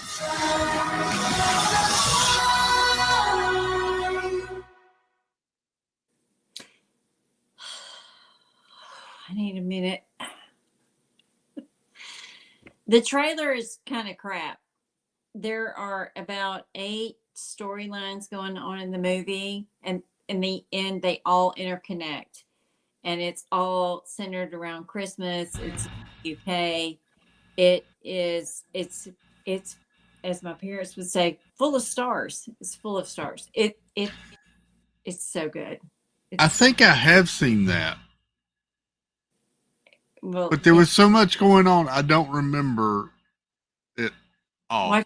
watch it again this year. Watch it again this year. Okay. And also to anybody in chat that has not seen it, if you have an opportunity to watch it without the clean edits for cable, like if you can get the whole Real Deal movie, watch the Real Deal, because there's almost one whole storyline that gets cut from it. It's streaming somewhere. I believe it is currently. But if you're going to watch it with your children, watch the clean cut version. Don't watch the adult version, the R-rated version. It is streaming on Hulu right now. Really? Alrighty. Because it's in our lineup. We have to force Reagan's boyfriend to see it this season. There you We go. almost want to report children whose parents haven't shown them that movie yet to DFAX. Like we're kind of hardcore on it. Okay. I'm just kidding. I think I've seen it. I just have watched it just once, and it was probably 3 years ago, and I just don't remember. Oh, I'm sorry. I'm sorry that you didn't remember it. But you watch a lot more movies than I do too. Like I don't. Well, I do, but yeah, I think there was just so much going on in that one. I'm used to thinking of a movie and thinking of the central storyline, and yeah, no, it's a huge carryover story to story to story, but they make it. They're pretty clean about making it where you can keep up with it. I perhaps probably didn't catch everything until the second time I saw it, but now I've seen it like 12 times. We watch it every year. I like Four Christmases. Oh my God, don't get me started.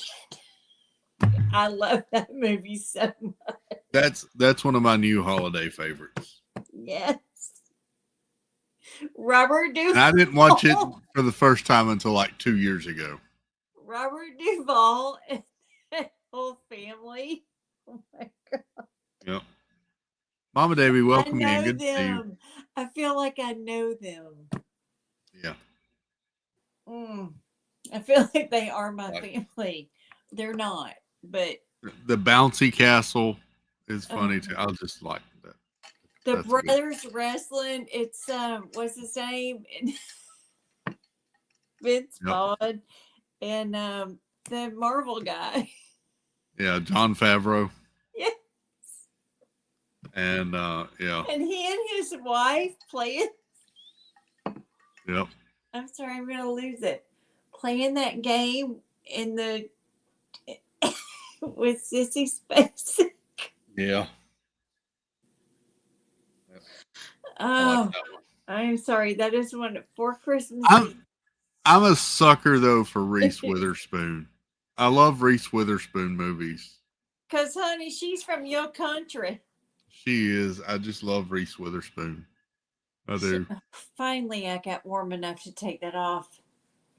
She is just delightful, polite Southern. I used to have a celebrity crush on Reese Witherspoon. Oh, she's precious. Yeah. She's precious.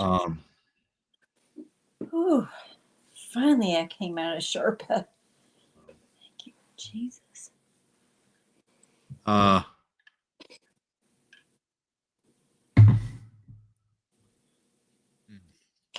Four Christmases is so funny to me. That's a good one. Sweet Home Alabama is a good one, Stacy.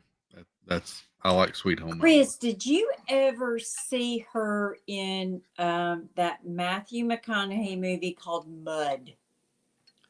I have not seen Mud. I heard someone talking about Mud the other day. I really enjoyed Mud. It's a different kind of movie. I can't even explain to you. And she's not in it so much. To me, it was just a great little story. Taking place down in the South in the Mississippi Delta. Watch Mud. It's a good movie, and it never got a lot of attention. It's really good. It didn't, but somebody was talking about McConaughey the other day, and they were talking about how much they liked Mud. He was so good in that movie. He was so And good. and the Lincoln Lawyer, they liked him in that one too. And Mom loves that TV series, but I don't know that she's watched that movie, which I think is still based off of the same book series. Yeah, I didn't see The Lincoln Lawyer. I did not. I love Matthew McConaughey, but I don't watch everything that he's in. I didn't watch. He did that movie, Civil War. I didn't watch that one either. I think I saw that one. I think that's. I liked him in Contact, where he played like he had like a religious role in that one. I liked him in that one. I did not see that one. What's the one where he was in space? That was Interstellar. Interstellar. I liked one of his best movies. I liked Interstellar. Interstellar is amazing.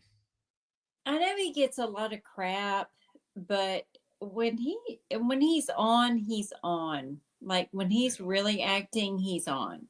I think what it is probably for him is if it's a character that he's like really believing in. Really, yeah. And then sometimes I think he just kind of phones it in, like, But when he's good, he's good. But when he's just not good, he's not great. But I don't mind looking at him. Just saying. All right. Anyway, he pretty. Yeah, I like his movies. I love Interstellar. Interstellar was so much better than I ever. Interstellar, especially if you're a girl dad, Interstellar will get you. Oh my God, for sure. I didn't like. That's not a movie I would normally watch. That plot line. And I was like, okay, I'll watch it. The family wanted to watch it, and I was like, well, Matthew McConaughey, and I was really impressed by it. Ooh, it was tough. It was. I was like, I'm just watching a science fiction movie, and then it was like, oh, I'm crying my eyes out. Yep. That's kind of how it went down.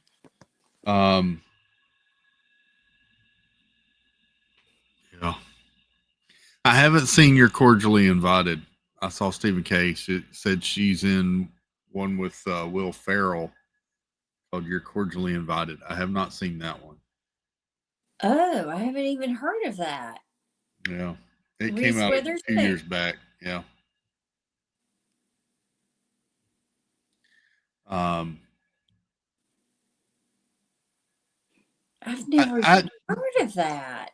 Will Ferrell and Reese Witherspoon in the same movie. Huh. Yeah. All right. Steve's much more excited for the movies coming out the rest of this year than I am.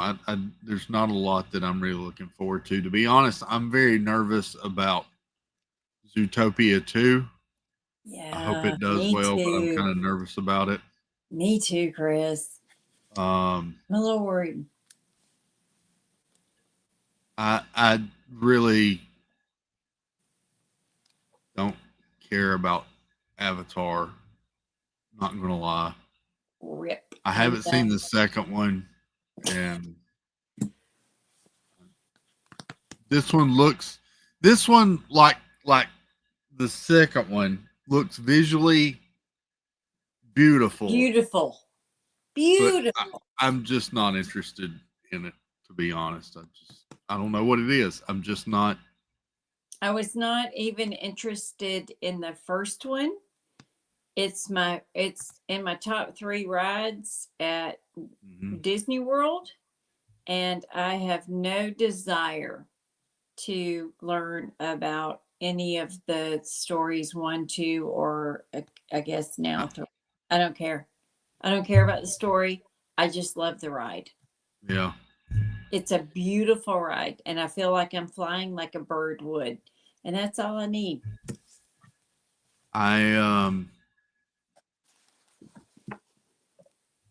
There was some other movie that was coming out that I was kind of interested in, though. I know I've still got to finish Frankenstein. I didn't get a chance today to do so. Coming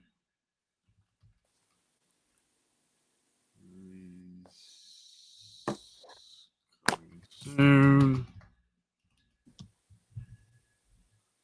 Yeah, Stephen K. said he's not a fan of Avatar.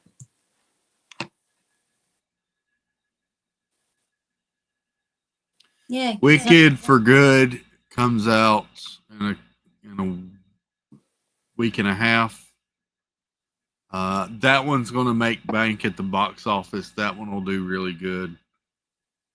I won't go see that one. Sorry, y'all. I watched the first one. I'll watch the second one when it comes to streaming. It's just not my cup. It's not my cup. I've never seen even the first one. Zootopia 2 comes out the 26th. It's not my thing.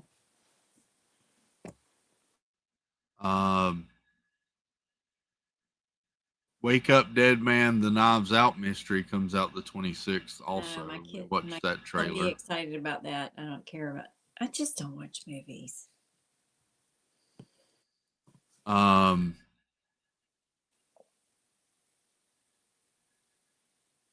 There's Fickham Hall coming out December the 5th. Okay. That's the one I want to see that. I want to see that one. Like, I might even go to the theater to see it. Yeah. Dust Bunny comes out December the 5th. That one looked interesting to me, but I think I'm the only person that found that one interesting. Is that a scary one? Kinda. It's an action, scary something. Yeah. Did you show the trailer on that? We did. It's okay. Mads Mikkelsen and a little girl or something. Okay. I saw that one. Yeah. Then you got not much else. Avatar.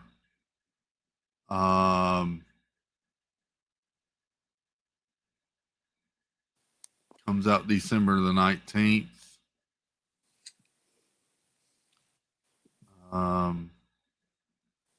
Song Sung Blue comes out Christmas Day. That one I was interested in. What is that? That's the Hugh Jackman, Kate Hudson musical where the two of them form basically a Neil Diamond tribute. Oh, yeah. Band. Song. Because when you said Song Sung Blue, I was already Neil Diamond in my head. Okay. Yep. Oh, that comes out Christmas Day, and then Anaconda, starring Paul Rudd and Jack Black, comes out Christmas Day too. Oh Lord! Where they try to remake that movie, and that's what carries us through the end of the year. That's kind of a weak showing for holiday for Christmas season, right? Am I right? It has not been a good box office year for 2025 or for the theaters this year. Their biggest movie was a remake of an animated movie. Yeah. And that was Stitch, Lilo and Stitch. And I still haven't seen that, and I really need to see that. Yeah. Everybody loved it. I should see it. So everything else that was supposed to be good and kind of save the box office didn't do much for it at all. Well, that's a discussion somewhere else, but people are losing interest in the movie industry generally. Generally, not everywhere, just overall.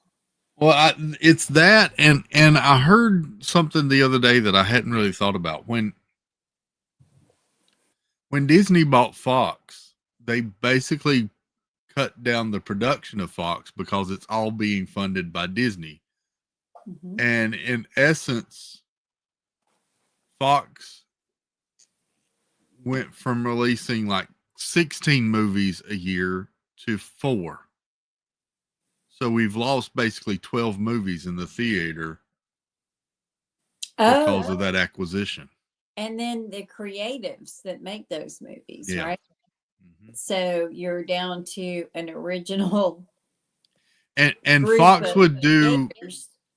Fox and their subsidiaries would do some more, I don't want to say daring, but some more challenging content and everything. And Disney's not going to risk that with all the money they've got tied up right now. So yeah, they're looking for bangers, and they're coming up with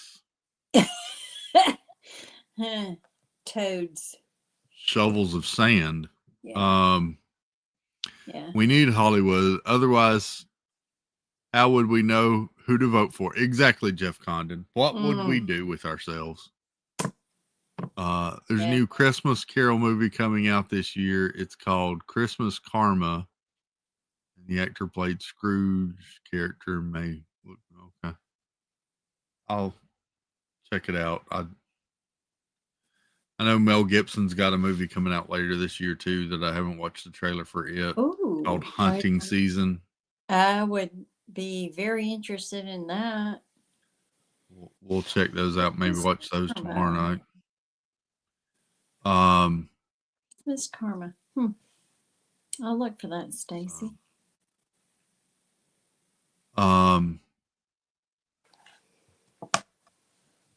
Yeah, just not much.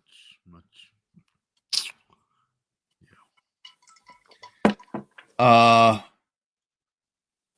Next year, Johnny Depp's going to be in a Christmas Carol movie. Oh, okay. I know you don't want me to talk about my marshmallows, but can I talk about my marshmallows today? Yeah. Okay. Yeah. Hey, chat, listen up. I'm learning how to make marshmallows from scratch. It makes my kitchen look like a bomb went off in there. And then I'm testing recipes because I'm trying to bring some of them down to the meetup on the 6th. But like I have a standard. And so I've heard that I can freeze them. I'm trying to mix flavors. I have made the I didn't realize that was marshmallows. I was like, what is she making? I'm afraid to ask, but what is that? So it's marshmallows. Chris, I'm making homemade marshmallows. I brought some down 2 years ago around Christmas or something. I don't know when it was. And anyway, and I didn't make a whole bunch.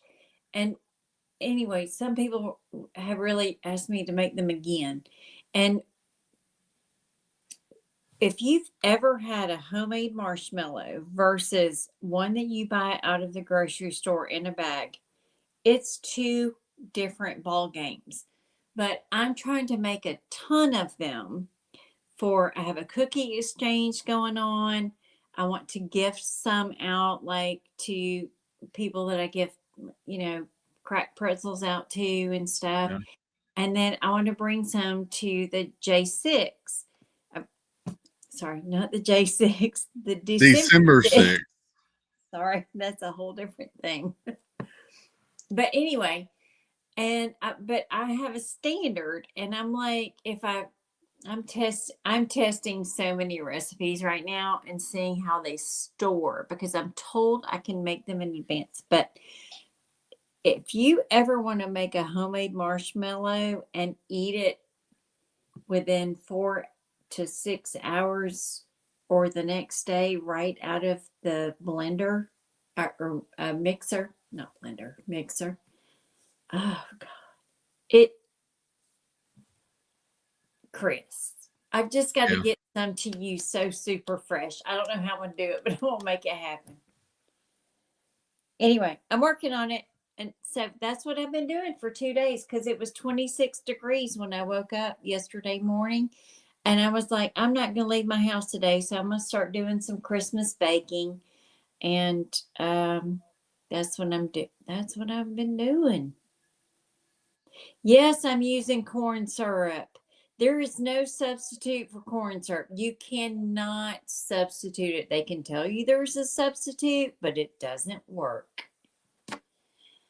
They told me a lot of stuff about on the interwebs about how I could get chocolate in there, and I do, Thomas. It's over yonder. But yeah, I do. None of it's working out. I do.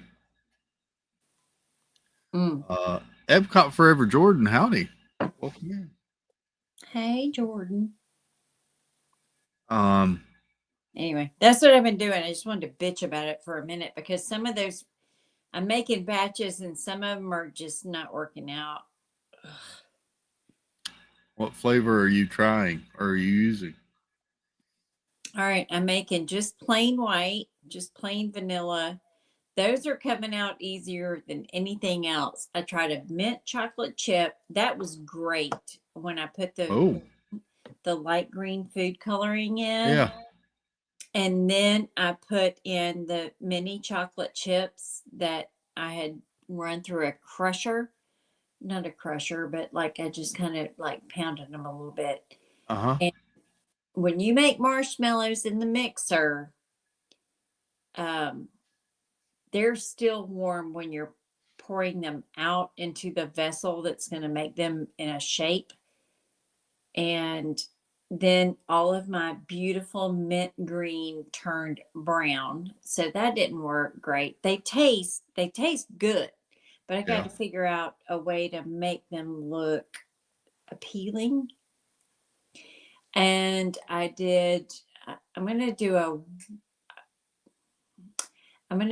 to try a white chocolate peppermint. I'm going to try that. And chocolate marshmallows are harder than you think. But even the wrong ones are delicious. They're like, it's like I don't think I've ever had a chocolate marshmallow. It's like a cross between fudge and a marshmallow, but that was the wrong batch. I'm working on it. My daughter walked in, she ate. I said, they're not quite right yet. I'm working on it. She ate one, she ate two, she ate three. She goes, I just ate three, and I think I'm pretty good with their. Jeff says, I'm guessing you have to throw the mixer away after. There's no cleaning out marshmallow. Yeah, you can do it. It's a lot of hot water. It's a lot of hot water. I don't know that I've ever had homemade marshmallow. I think the only marshmallows I've ever had have been from a bag from a grocery store. It's a game changer. I didn't know the difference until somebody had made them for me about 15 years ago. And it's so silly. I never forgot. I was like, I never had anything like this. And I never forgot it. And then I was like, I'm just going to learn how to do it. And I learned how to do it about 5 or 6 years ago. Right now, what I'm trying to do is learn how to do it and package them in advance. That's what I'm struggling with right now. There you go. Like, so everybody gets them just as fresh as I had them. Yeah.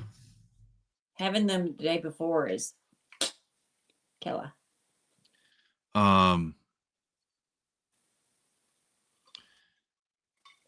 Well, I think we're going to call it a night. I may try and work a little bit more on Name That Tune before I crash. It's going to be fun. Yeah. Tomorrow is Wednesday, which means I don't know if Tina will be going. I don't know if Joy will be going, but if Joy goes, she'll be at 8:00 tomorrow night. And this and that'll be at 9:00.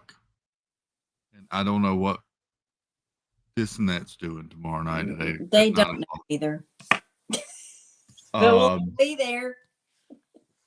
And then we'll probably be here after This and That tomorrow night. So, hope you all have a great night. Have a wonderful hump day Wednesday. And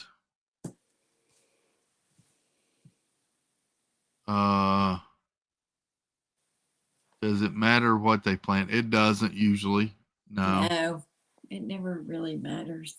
It doesn't really matter. Because usually then Shep shows up and everything goes out the window, or Steve's mobile and that goes, I don't know. We'll figure something out. Or he doesn't show up and it's the Dad Build show.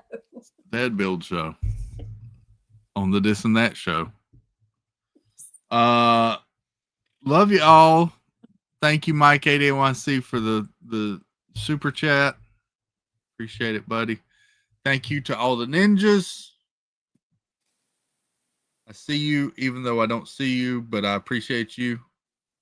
Because you there. And thank you to everybody in chat. Thank you to the mod builds. And that's all I got, Wendy. You got any words of wisdom before we shut her down? No. Good night, Jeff. Good night, Jeff. Love you all. Toodles baloobles. Good night, everybody.